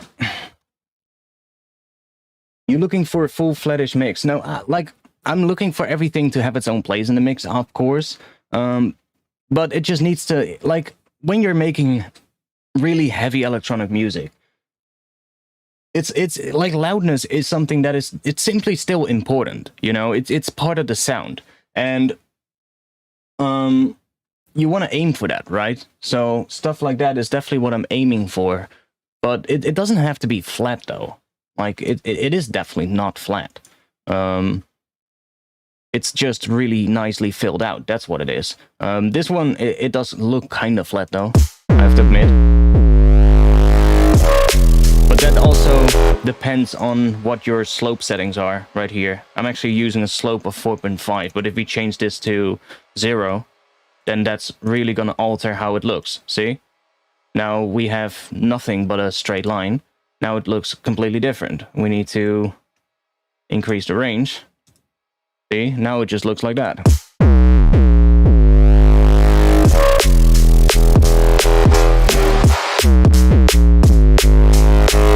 So it simply looks flat because I'm using that slope set to 4.5, which kind of makes it relatively flat looking, which is nicer, I think, on this one, so that we can easier see what everything does. Because right now we... what am I doing? 4.5. Okay. So see, now it just makes it a little bit more flat, which I think is nicer for just looking at it in this window. But in reality, it's not flat at all. In reality, it's just sloping downwards. Well, I'm using the slope so that this is kind of flat right here, because I'm not really caring about what the levels are. Like, I don't care. I'm looking at what the overall balance is. That's what I'm caring about. The levels don't matter much, because the levels can be increased afterwards with, like, you know, a limiter or something. It's all about the balance. So for me, that's, I just want to be able to, and like this, it's kind of in a flat line. So it's easier to just see, right? I don't have to have my range that high. I can see the valleys and things better that way. We can even just increase this, so we can get a much more detailed view.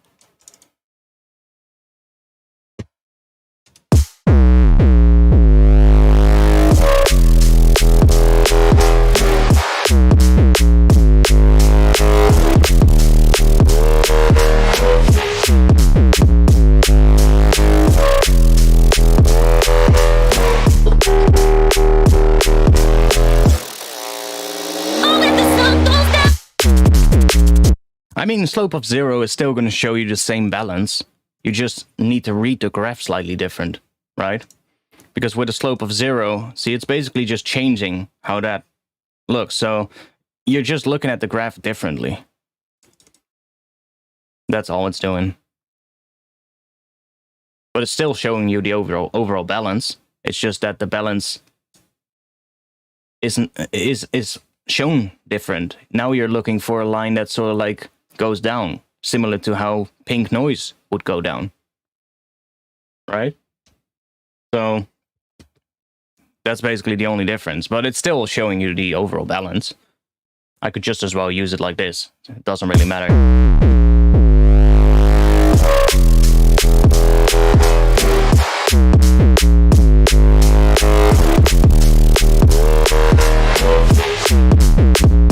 But I personally like it seeing it like this.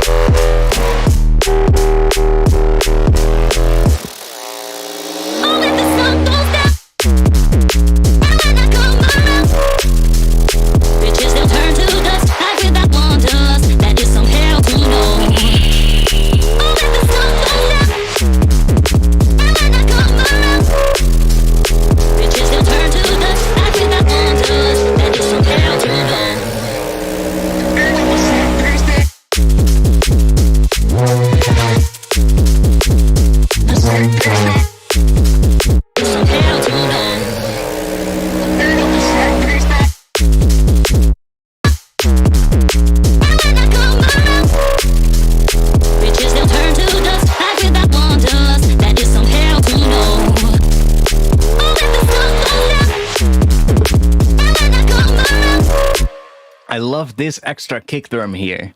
This little part of the kick sounds so fucking good. Like, right here.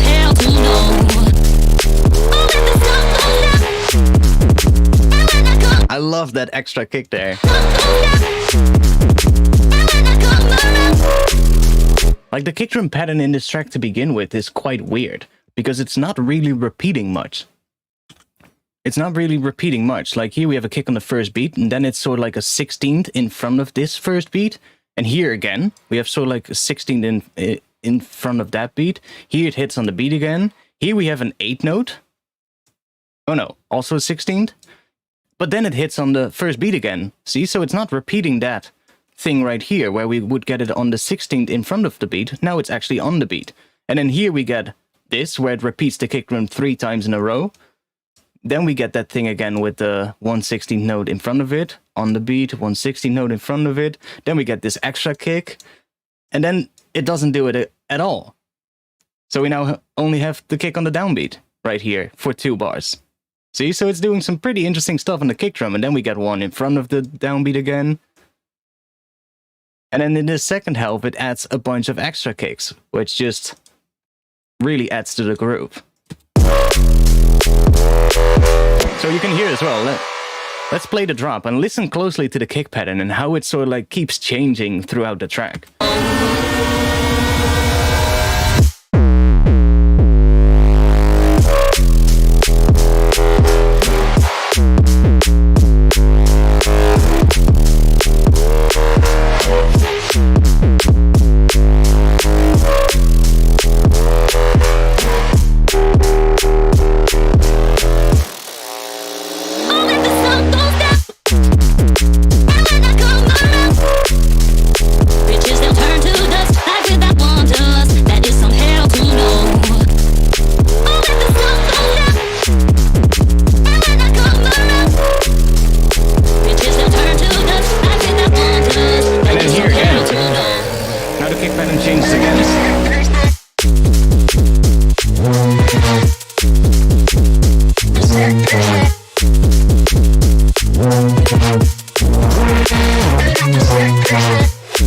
So it's really interesting, like how that kick pattern keeps changing. A lot of bug fixes and should majorly help with 11 stability and CPU usage. Well, that would be a very, very big plus, because you can see right here at the top that my CPU is going absolutely mental with this project. As soon as I start playing, it just shoots up above 100%. I'm amazed we actually get this little audio dropout. It has stopped raining. Riches they'll turn to dust, life without wonder. That is some hell to know.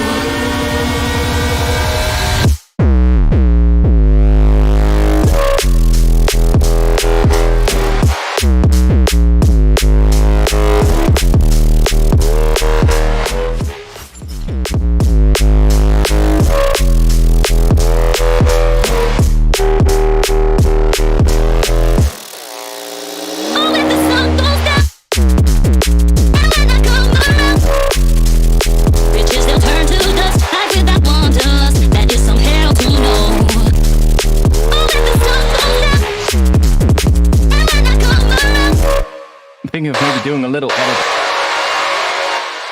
edit with the drums right here. Let's see what we get if we mute the last snare drum in this section here. Might be fun.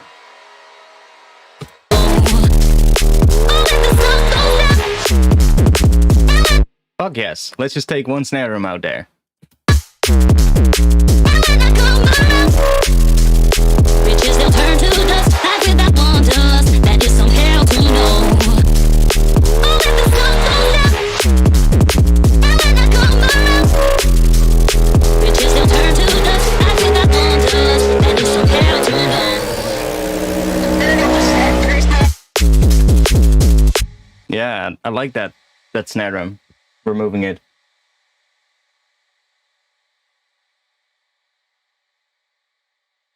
I mean, it's not... Yeah, 11 is definitely more CPU intensive than 10. That's one thing that's for sure, and there's definitely still a problem with it, so I hope that they've actually fixed it in the upcoming release. But I know why my CPU is going crazy on this project. And it's not because my CPU is not good. It's because I'm actually doing really CPU-heavy stuff. That's basically it. It's mostly the multiband wave shaper, like I said earlier. The multiband wave shaper using linear phase. So yeah, that's doing a lot. Latency of 3072 samples, so that's definitely adding a bunch. And then we have trash here. And then we have Pro Q3. Bunch more stuff. We have a Rift in front of it, of course, so that's also doing stuff. There's quite a bunch of stuff happening, and then we have these 5 reverb chains that are all like 40 seconds long, 50, 40 seconds, so those are all playing at once, even though we're not hearing them at most of the parts of the track. So yeah, there's a lot of stuff happening here on this particular group that is doing all the stuff. Like, it's only this group. See? Right here. Like, we're not even playing now. But if I play it, bam, see? It's that group. A little bit of this one, but that group is the culprit. Which is understandable, seeing how much processing is happening on that group. Because it's a group. We cannot freeze a group. And it needs to be a group, because it's actually layers that are playing different MIDI.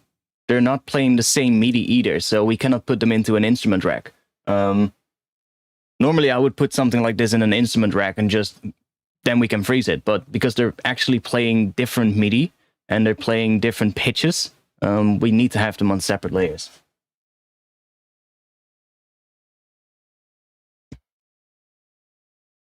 But it's fine though, like, even though we're getting quite a bit of CPU use, we're not getting audio dropouts that much, so it's fine. I mean, whatever. This meter here, you need to take this meter with a grain of salt anyway.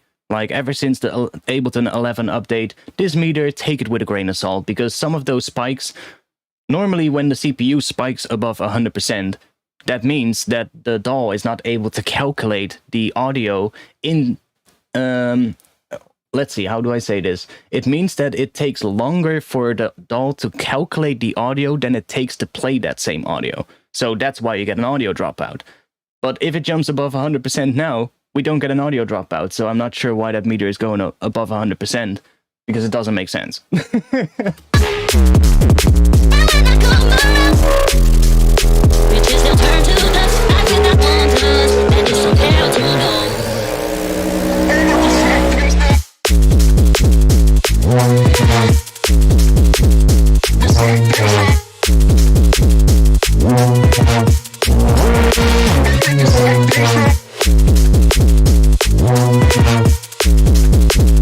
Resampling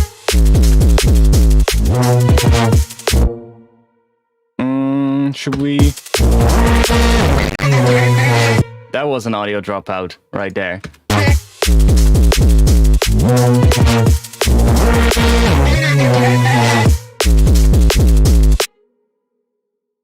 I don't think it's gonna sound nice if we remove the first kick here, but we can try. Yeah, I think that's gonna be a bit too much. Now I do wanna see, yeah, let's see how we can transition into the next section.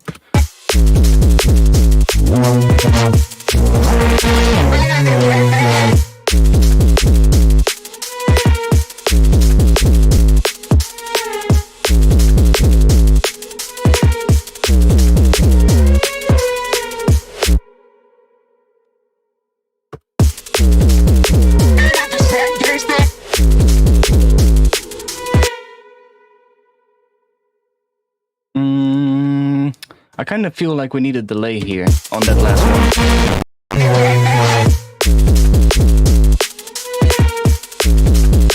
There is a bug in there that is fixed in the beta. Okay, nice. Then I will update the beta as well. I'm not running the beta right now, so I'm on what is it? 10 or 11.0.1, I think it is. That I'm on? Or what was it? No, 0.6. 0.0.6 or something.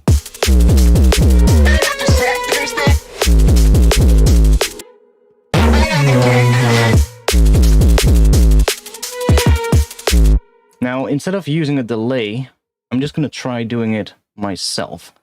So, let's take the input from track 54. And let's grab this vocal here.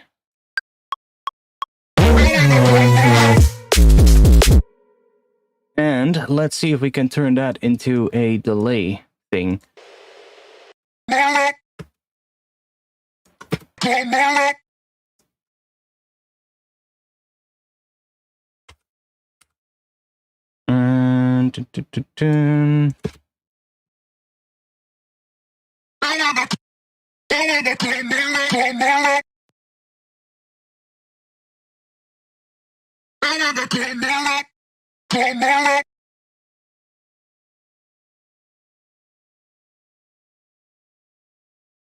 Just going to do it manually so that we have a lot more control.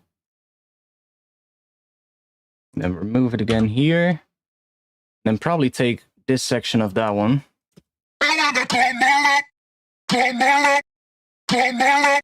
And then do some filtering on this, of course. So that it sort of like fades out a bit. Sun goes down.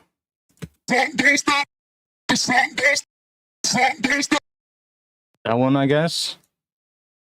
So I guess we have to record this then.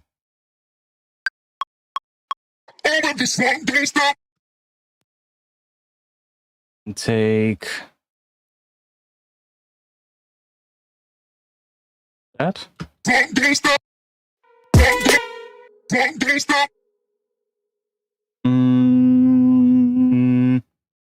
Right there.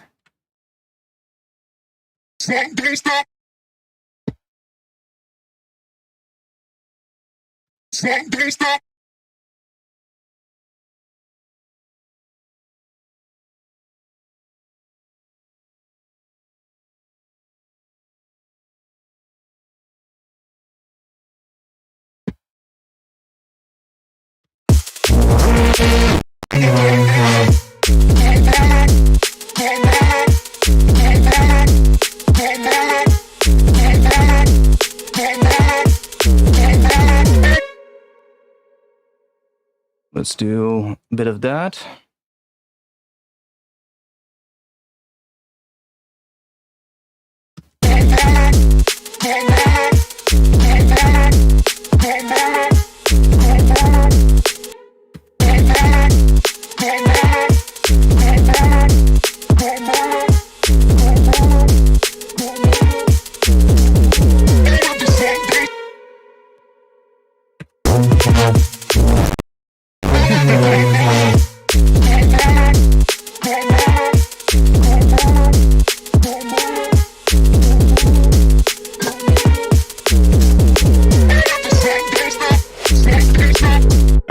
That's not in the right spot. Let's lock the automation. And let's make sure it's in the right spot. Needs to be right here, I think.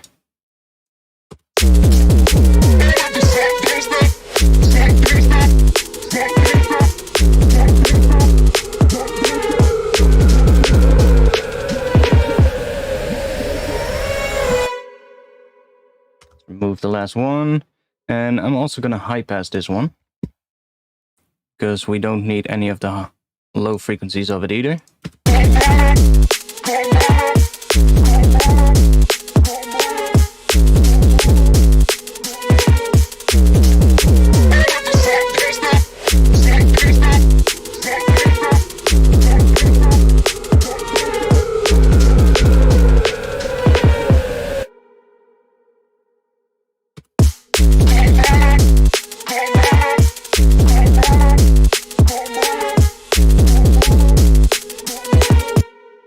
Should we do a little altar boy? See what we can do with it. We can make it even weirder. We can do a pitch shifted delay.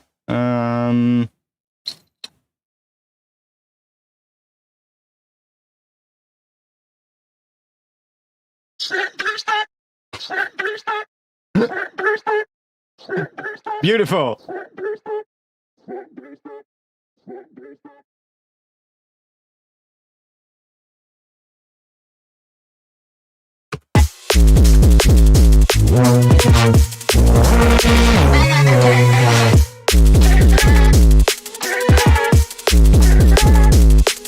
No. Let's try down. See what we get.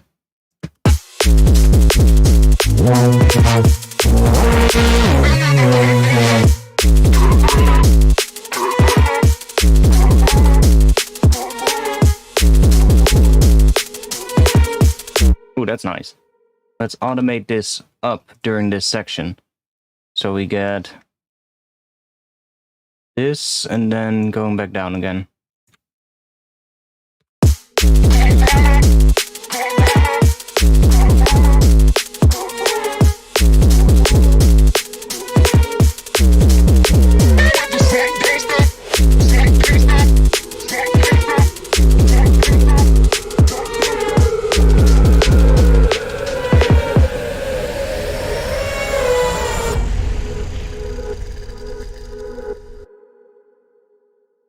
Do we want to have a little extra bass fill at the end?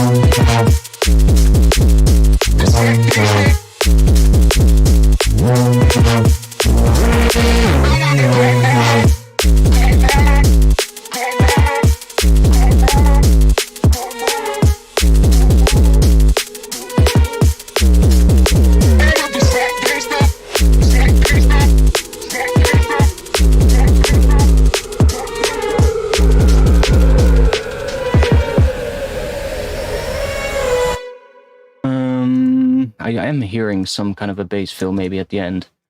And it should be a Reese probably. We already have a Reese. Let's try using that one. Where is it? Reese. Right here.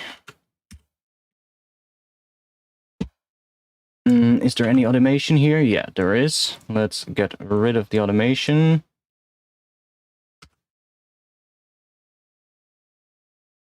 Just bring this all the way up. So that's a low pass filter, so we're going to hear everything. And what is that macro doing? Assign to the filter cutoff. Okay, let's bring that up as well, so that we hear the full Reese. Let's see.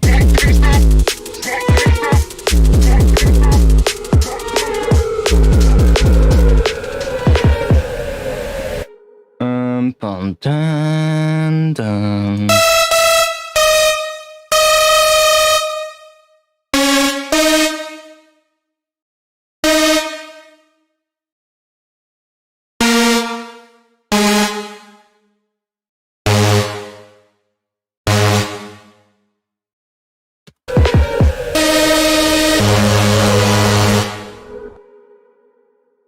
something like that.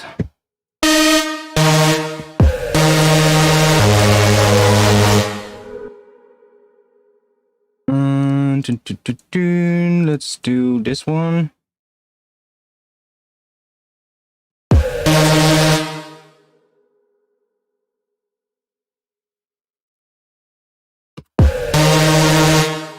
Why is that not working?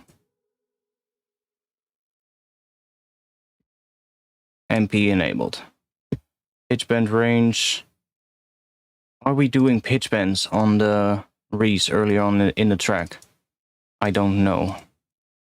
No, we are not. Good. Then let's turn this into MP. Make it 48.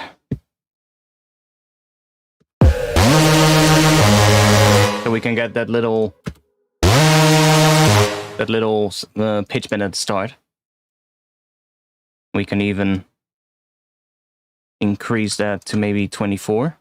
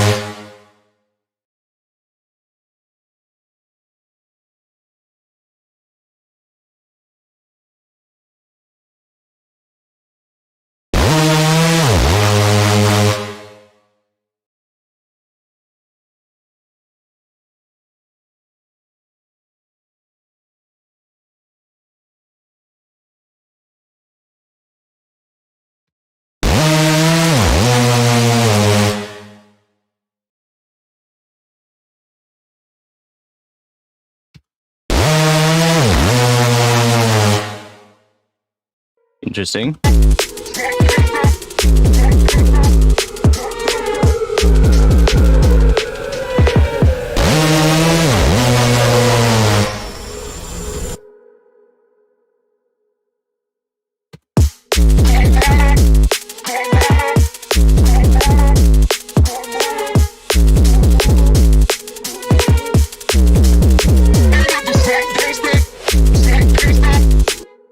Yo, where's that automation? Come on. We're having that bug again. Every time I click something, the automation goes away. But it's still there, for some weird reason.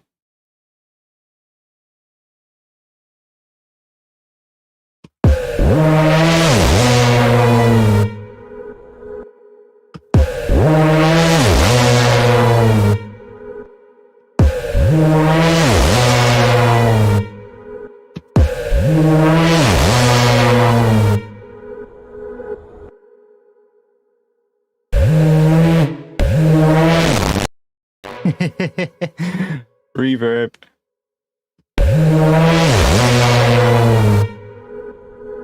I like that. Yo, Medic. Angelite, yo, welcome. Yeah, we're early today. It's almost 5 p.m. It's 4:43. I'm going to be streaming till probably about 5:30, so that gives us another 45 minutes.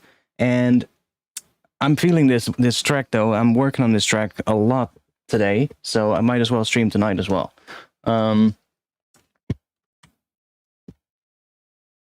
Because we're getting really close to getting a full track out of this one. So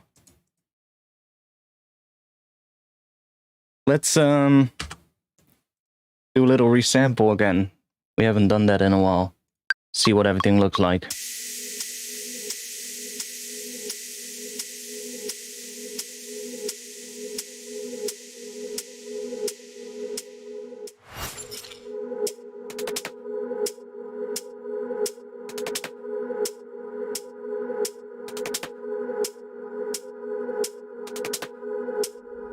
When the sun goes down tonight, there'll be one thing on my mind. Want to discover a part of me, set me free. I'm on a mission, gotta find my space. I've got the world to see, led by only intuition. No, there's not a trace, I'm only counting on me. Which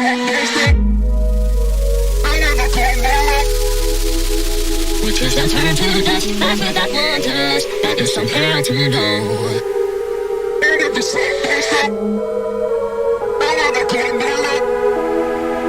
Which is now turned to dust, back without wonders. That is somehow to know.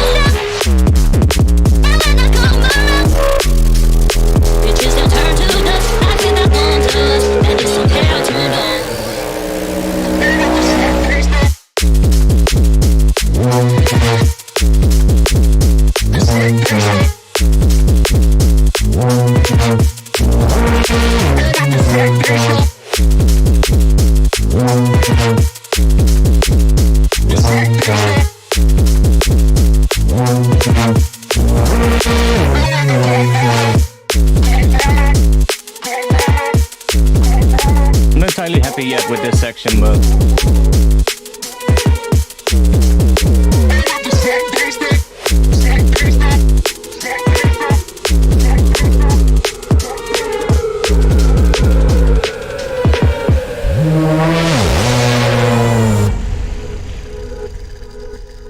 and we're gonna get into a breakdown.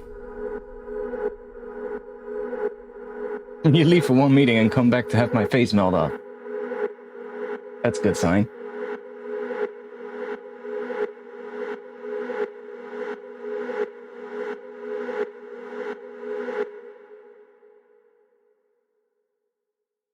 Okay, we're getting somewhere. 2 minutes 58.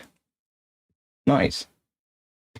For the last part of this stream, I'm going to open a new blank project and I'm going to resample some of the parts that we have. So before we do that though, we need to do a little bounce, because I already bounced the stems, but I changed a bunch of stuff and I made a whole bunch of new stuff as well. So let's turn this one off and that one off as well, so that we're not getting any mastering. And let's select this entire section and then select this track, that track, that track, that track, and that track. Before I do that, I should probably remove the stems that I already have. Let's take these and get rid of those. And now let's do a bounce of only the selected tracks. And then that's all correct, yes. And let's call that full stems underscore. And then it's going to put the name of the track after, or the name of the group after the underscore. So hit save. That's going to bounce now in the background. And then we're going to do a little resampling session for the last sort of like half an hour of the stream. Half an hour, 45 minutes, something like that. And just make like some extra sounds that we, maybe some portal, stuff like that. Just see what we can make from the sounds in the track right now. And then see if we can generate like some interesting textures that I might be able to introduce in the intro or in the breakdown, or use to sort of like add into transition somewhere, you know, stuff like that.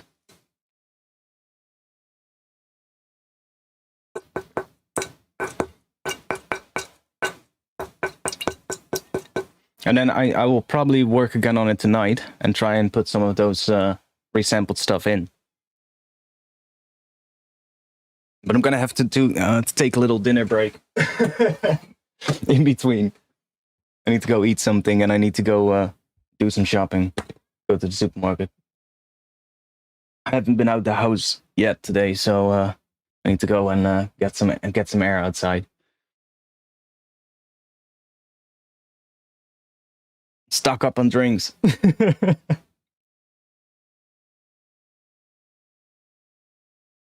But yeah, this is something I definitely can advise to do as well. Like if you are, let's say you're halfway into a track and you need more sounds to kind of fill up your track, you can design completely new sounds from scratch, but there's a big chance that those won't really fit well with the stuff you already have. Whereas if you just take whatever you have and start, you know, doing some processing, really destructive processing on it, like stuff that really changes it, like granular processing or pitch shifting or I don't know, weird stuff like that, it's really gonna help in so like creating sounds out of the stuff in your track. Or just stretching them, you know, stuff like that. Maybe take a pulse stretch and put like one of your stems through that and see if you can get some nice intro atmosphere. But because the sound is then made from something that's already in your track, there's a much higher chance that it will fit. Always good to get a reset. Yeah, true. That as well. Just get like an hour or something of nothing, maybe 2 hours, and then just go and do another stream or something. Just give my ears a little bit of rest, you know? I'll play it one more time before we go into the new project, though. I want to hear it one more time before we start resampling.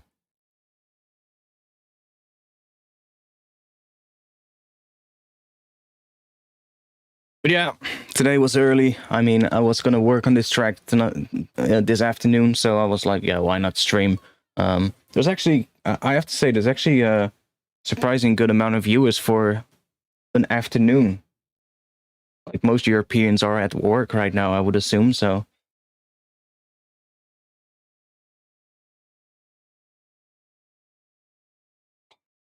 It's almost on.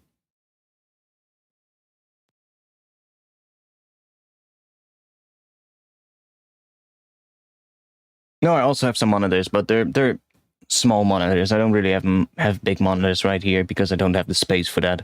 So I have just some older small monitors, Elise's ones, but I know them really well because I've used them for a long time. So, but most of the time I work on headphones due to noise, you know. I'm dealing with neighbors and all of that.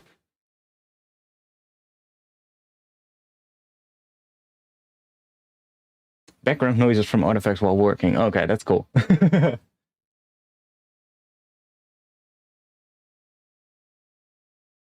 Okay, let's go and turn this back on.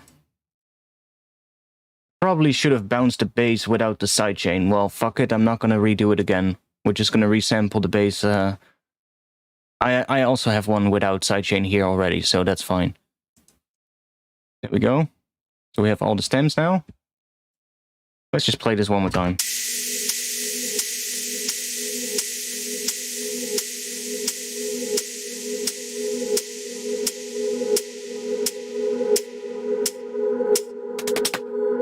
Is it really loud for some reason? It is. Oh, I also turned Pro L on.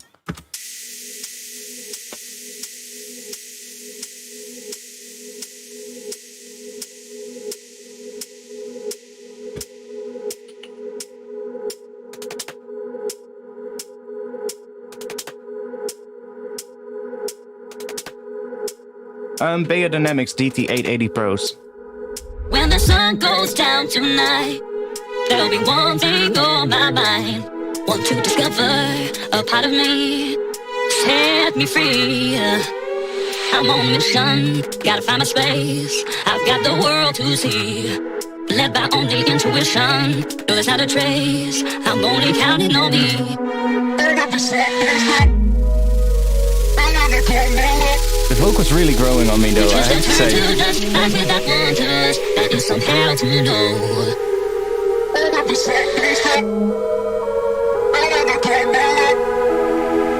We twist and turn to dust, I feel that wonders, that is somehow to know.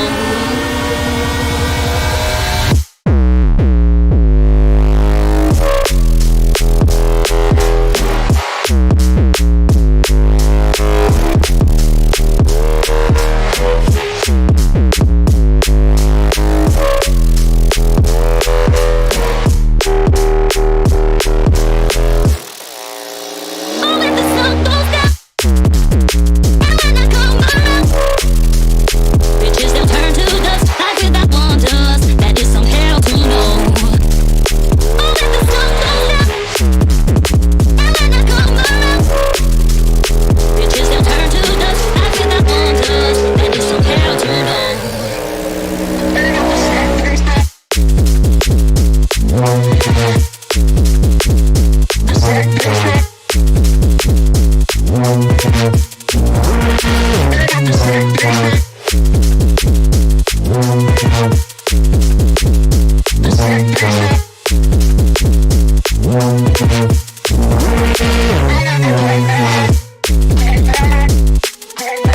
Yeah, this section is still a work in progress. It's getting into the right direction, but it's still not done.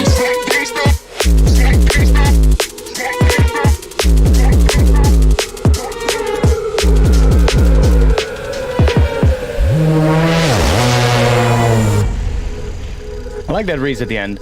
The Reese does need a bit more, I guess, mid-side EQ. You can see it on the vector scope right here at the bottom. When the Reese plays, the width just goes like, boom! It just shoots out. It just gets super wide, and it's actually way too wide, probably. I would assume that in mono, that Reese probably sounds a lot less powerful. Wait, let's play this section. See?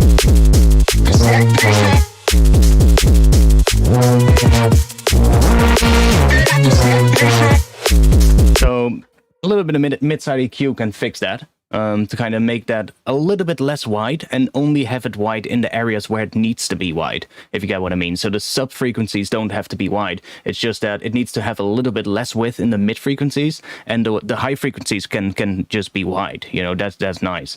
The beta version of Live 11 has a new shifter module. You mean, have they finally made a pitch shifter? That would be sick. Because that's the one thing that Ableton has definitely been lacking, a pitch shifter.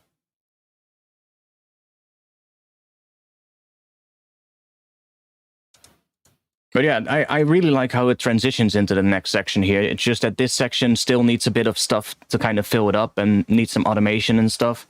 Like, there isn't really much automation happening on this section, see? You can see it as well. Like, this section has all of this automation, and then in this section, bam, no automation. So I still have to do a lot of stuff there to make this, improve this section, basically. Because that automation is really gonna sort of like bring everything alive, and it's gonna allow me to kind of add a little bit more distortion here, add a little bit of noise there, bring up a little bit of reverb there, you know, stuff like that. It's gonna really help. Yeah, absolutely. Pitch shifting is something that I use a lot. Pitch shifting, frequency shifting, those things are so powerful when you're making sounds, and it really helps, you know, to kind of create different sounds that are much harder to kind of, I guess, place your finger on, of like, how did they make that, right? Especially if you do it in front of like a long processing chain, like a little bit of frequency shifting or pitch shifting can do such a big change when there's a huge chain after it. So it's not in D sharp Hijaz, which would be D sharp major Phrygian. It's actually the parent scale of that mode. So it's in rewind. It's in G sharp harmonic minor. And the fifth mode of G sharp harmonic minor would be D sharp major Phrygian, or Phrygian dominant, which is the same as D sharp Hijaz.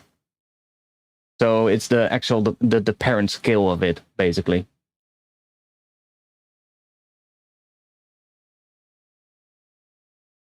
With a delay and LFO, like a pitch shifter on crack. Well, that's sick. I like it. They haven't combined the frequency shifter and pitch shifter in one device, though, right? Because that would suck, because the frequency shifter, I think, needs its own device. They could definitely improve the frequency shifter as well, because the new devices have all sort of like gotten an upgrade, and the frequency shifter still kind of looks like the old design. I think they could improve that one as well.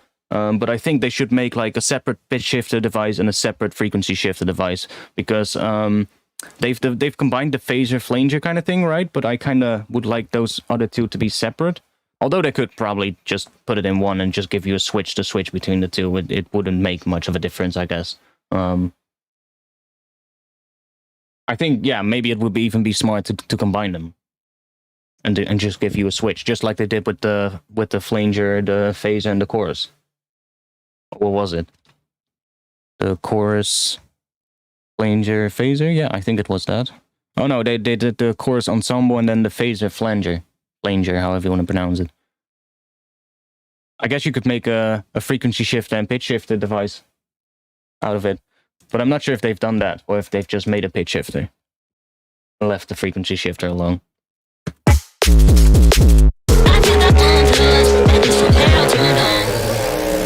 The hybrid reverb was already a thing.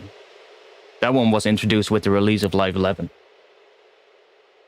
That one is not new with the new update then. That one was already there. Because I've already been using it for quite a while now. Cool. Let's exit out of this one. New live set. Hope Ableton doesn't crash, because that's one moment when every now and then Ableton would crash on me. If I would have a big project and then just start a new one or load a different project while the other one was open, then sometimes it would suddenly just, bam, Ableton would just be gone. But this time it actually works. Cool. Let's wait for that to finish. Okay. Let's save that. I'm just going to call that... let's just do resampling. Call that. Do that. Oh, he was throwing it in. Yeah. But they didn't remove the original reverb, though. They just made a new sort of like device. So we now have a hybrid reverb and the reverb. So it's kind of like the hybrid reverb is sort of like a combination between the reverb and the convolution reverb in a way. So it's kind of like its own device. So they didn't take the old devices and combine them, which with the flangers and stuff they did, right? They took the chorus and they also added the ensemble to it. And the phaser and flanger were two separate devices and they just made them into one. So it is kind of different from the hybrid reverb, I think, but I guess they could do that with the frequency and pitch shifter then as well, if they're going that route. Let's get rid of that. Enter cells an audio track, and now we can just go in here. Which one are we going to resample? Bass? We resample the bass first. See what we get.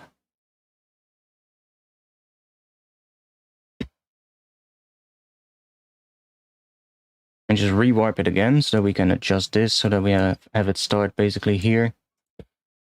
And then just make sure when you warp it, always make sure to set it to repitch so it's not going to affect the quality of the sample at all. Like if you're not doing any stretching but just want to have it warped so that you can easily change the start position to like a section where so that's in time with the grid, just make sure to set it to repitch so that's not affecting it's not trying to stretch anything.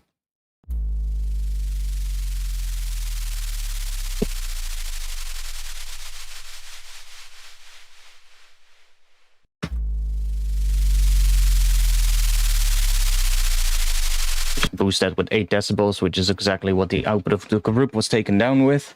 Or I can just boost the volume here, actually. Just do like 8 decibels. And then just take that limiter and just put it at 0. I wonder what we can do with this. Let's try... I guess Portal, probably going to be the first one. The bass is probably not going to be the best one to resample for this, because it's so hectic. I think it's going to do too much weird stuff, but we can always try it. Let's take this. Just make an audio track. And we can just loop this section.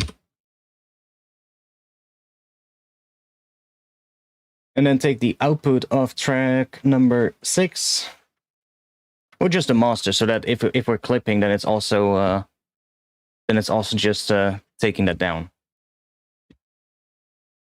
Wait, let me just do that on the group then. I'm just gonna put clip shifter on that group or on that track after Portal, so that it's never gonna clip. It's just gonna take off anything that goes above 0, like this. Now we just have that on here. If we get a spike due to the process in Portal, it's just going to clip it off.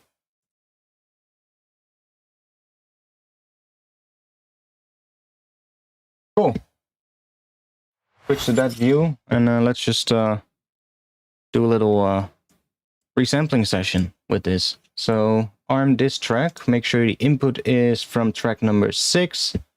arm that track, and let's play.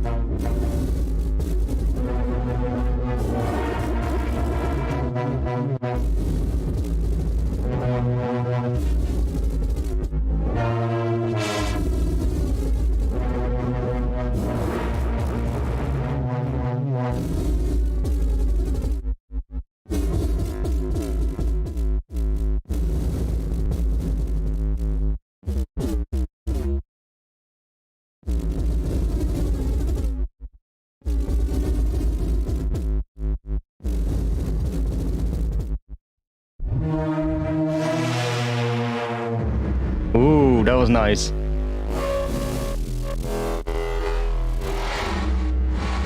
Like, these could provide extra texture on top of the Res, or on top of the bass.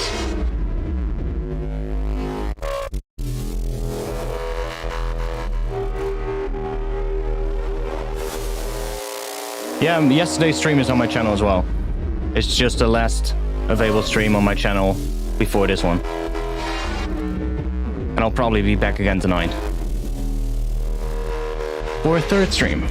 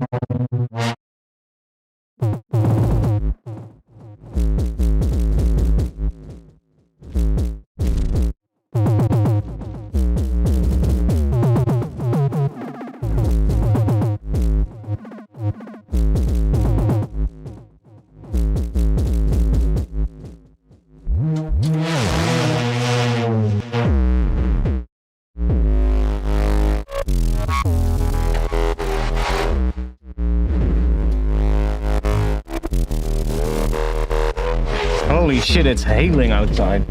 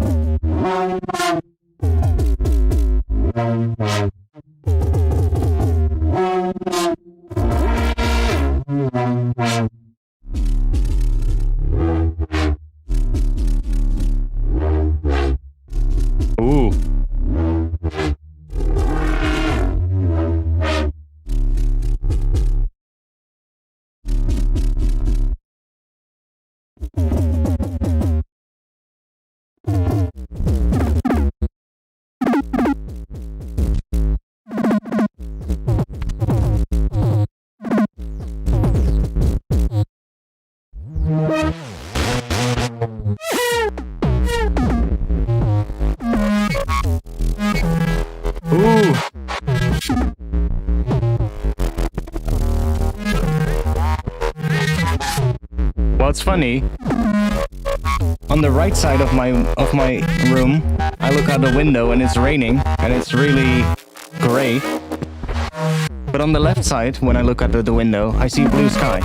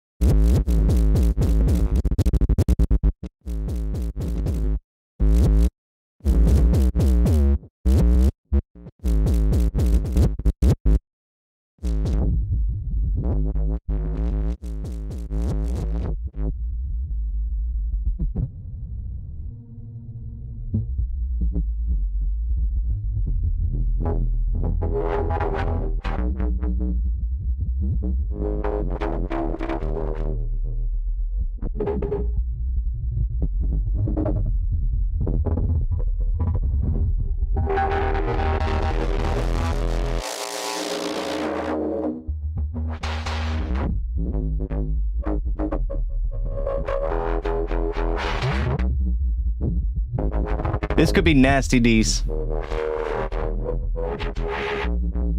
These would be sick in the breakdown.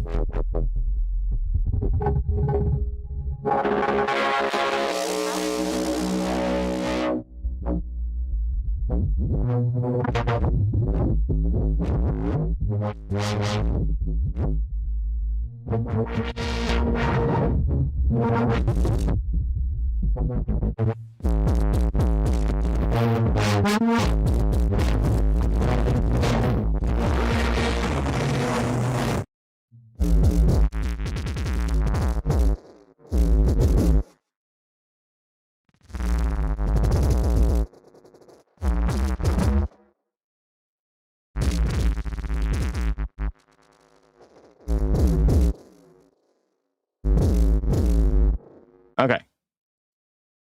That's a pretty decent file with a lot of interesting stuff. That would be one resample that I'm going to keep for sure. Now, I actually got sent a bunch of new plugins. I checked my email earlier this week, and I noticed that I had gotten like 6 or 7 individual emails from a single company that I have never interacted with whatsoever. And they just sent me an email. Yo, mate, we've added these to your account. Not that I ever made an account, but we've added these to your account. All you have to do is just create an account with that email address and you've got these plugins. I'm like, okay, let's check them out. So I'm not sure if any of you have ever heard of this company, by the way, but let's try out one of those. Because if I remember correctly, they sent me a granular plugin. Let's save. And let's try and use that one. Not on this file, I'm going to try a different one. So let's do maybe the synths.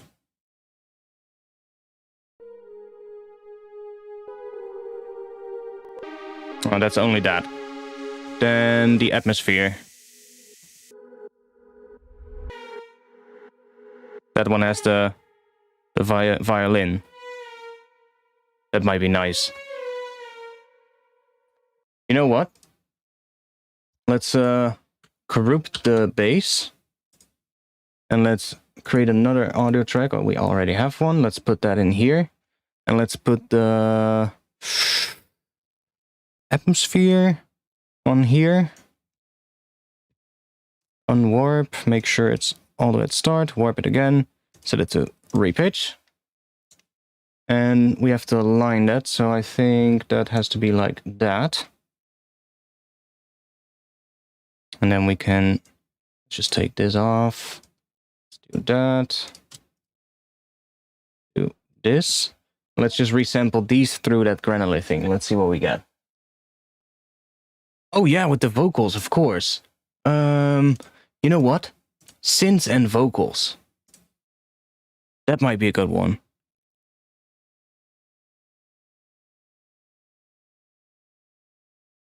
That's indeed a really good option. Repitch. And then I'm probably going to make a little bit of a longer resample as well. So we have this, and then that is how it aligns. Yeah, that's correct. set up a little bit of a longer loop like that. See what we get. We have a little bit of a gap here though, which is quite annoying. But that might actually be nice. We might actually just get like a nice tail or something that fills up that gap anyway. So make sure that this clip shifter is on the group. And then let's put that plugin there. So I am going to save before we do anything. Now these are VST3 plugins and not VST2.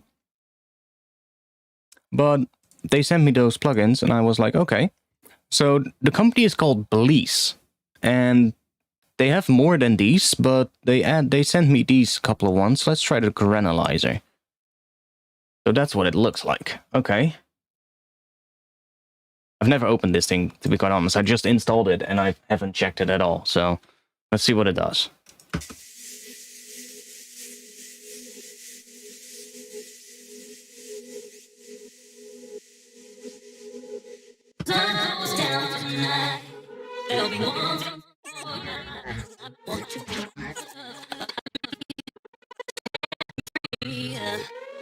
I'm on mission. Got space.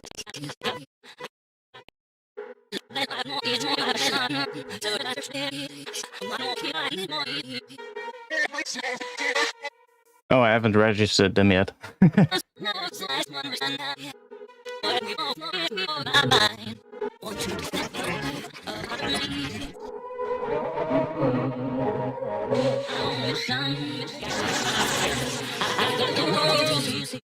Led by only intuition, knows how to trace. I only count out. Okay. Is that everything? Oh. Okay. That's everything. Oh. Well, not too impressed yet. Have to admit. Let's go back to Portal.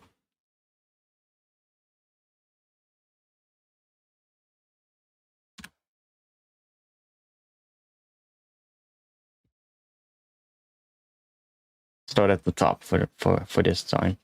Let's go for this one.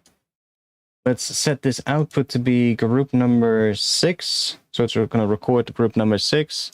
And let's just yeah,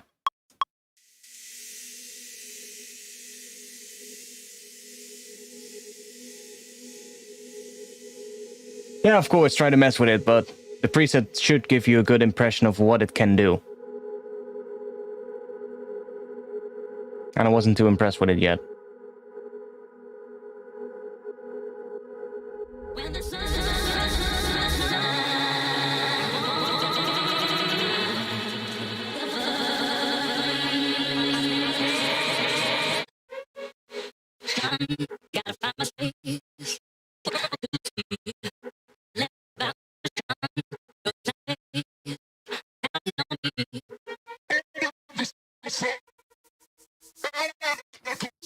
You know what? I'm actually going to resample them separate from each other because I might otherwise get issues with it if I, for instance, find a little nice part with the vocal and I'm going to go like, oh, I want to use that. And then there's a violin in the background or something and I have to fucking make that work somehow. That might actually be annoying. So I'm actually going to resample them separate. That might just be way smarter. Now, I think I'm just going to resample this section, to be quite honest.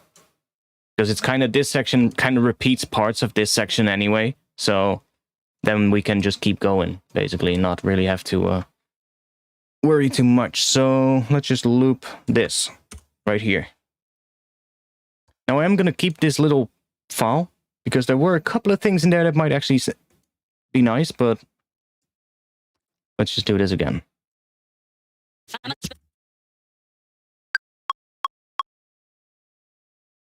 Goes down tonight. One thing on mine. A pine.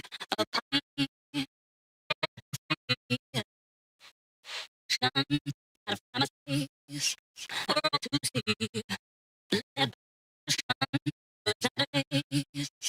didn't know me.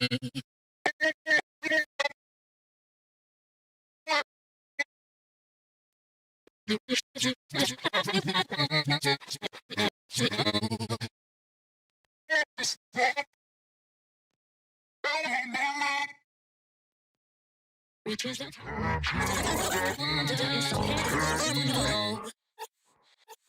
When the sun comes tonight, there'll be one thing on my mind.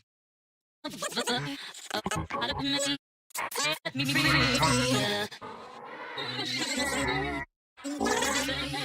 The world will see, led by only intuition. No, no, no, no, no, no, no, no, no.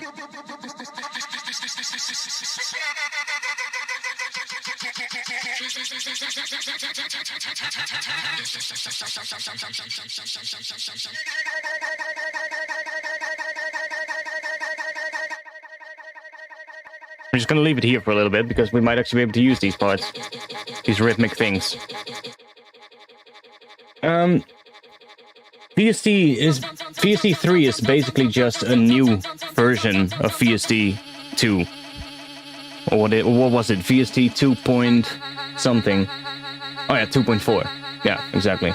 It's just a new version, basically, that's supposedly be more stable and allows for new things as well that are not possible with VST2. It's probably going to be a little bit CPU friendly as well. Yeah, I would assume.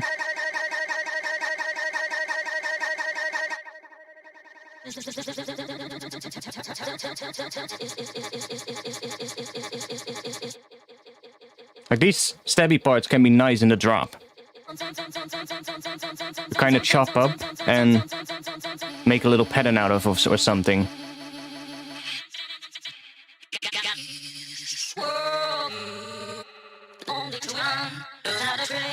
I'm only counting on me.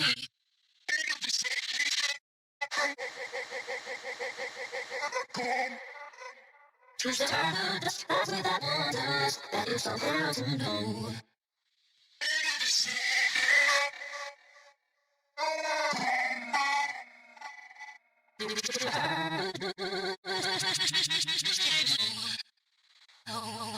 The sun goes down tonight.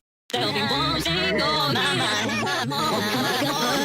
A part of me set me free.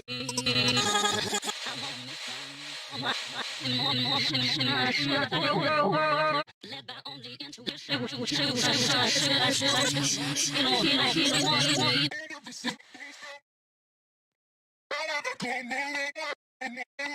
Reaches the turn to dust.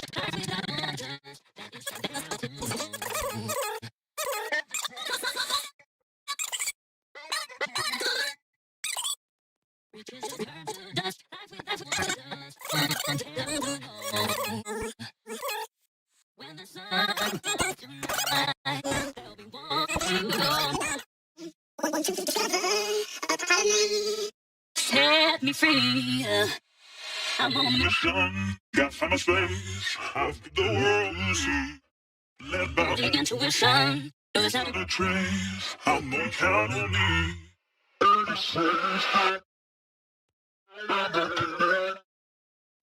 Reaches her touch, without just that I'm held to know.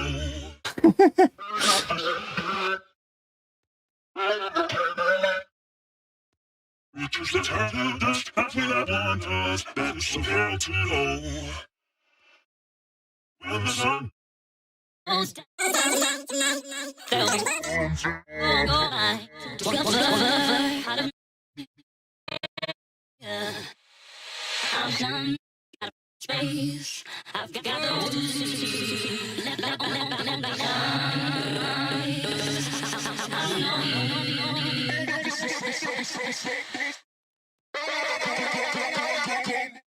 reaches turn to the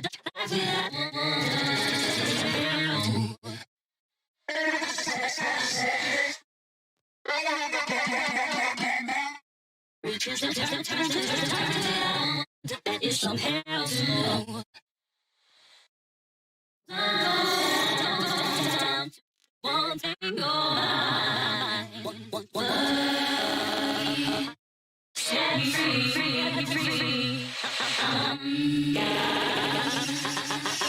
See, let I'm only on me.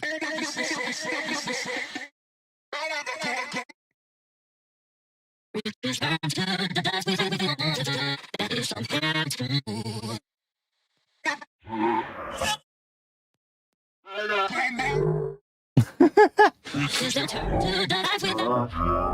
that is how to What the hell? go down. This one is nice. Let me gotta find peace. I've got the world to see. Led by only intuition, knows how to trace. I'm only counting on you.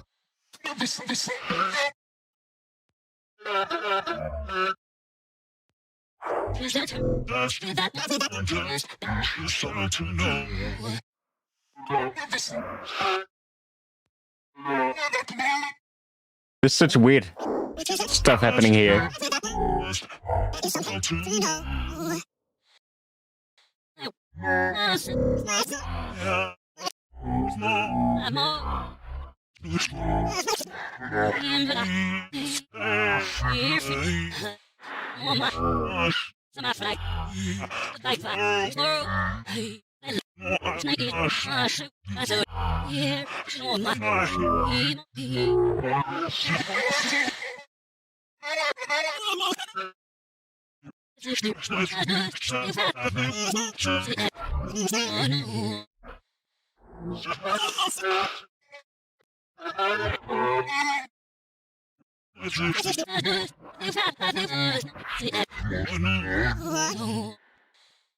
Okay, that should be enough for the vocal.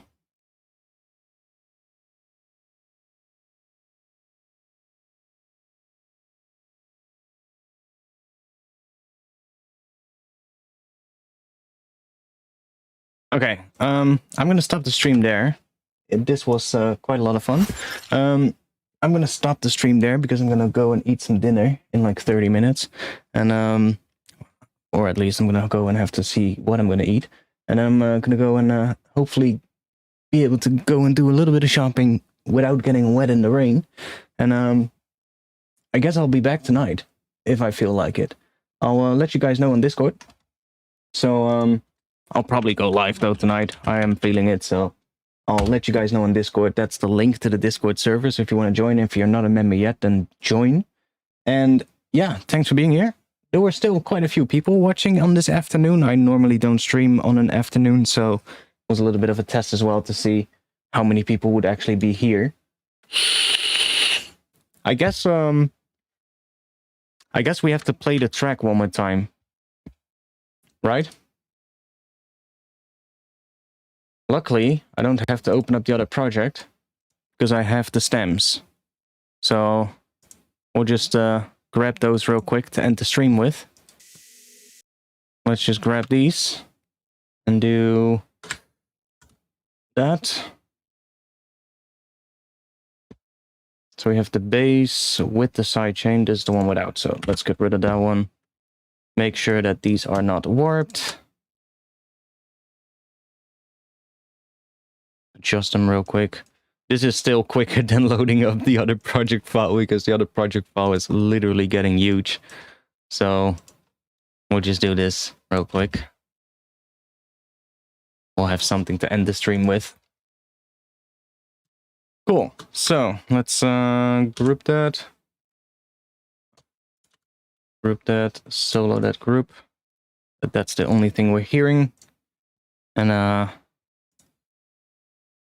I'll put on that clip shifter again.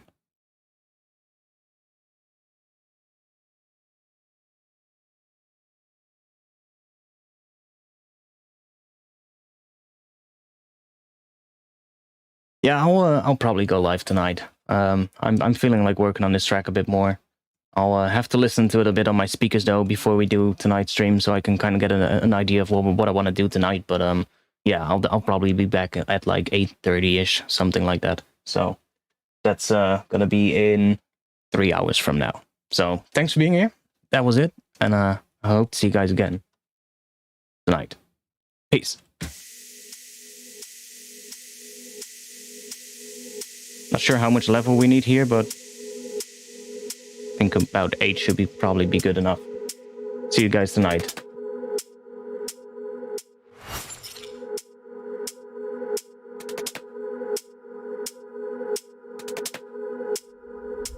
sun goes down tonight, there'll be one thing on my mind. Want to discover a part of me, set me free. I'm on a mission, gotta find my space. I've got the world to see, led by only intuition. No, there's not a trace, I'm only counting on me.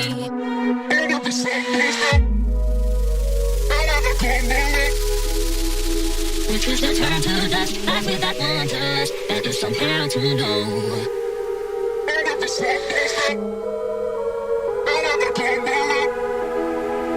Which is the turn to dust.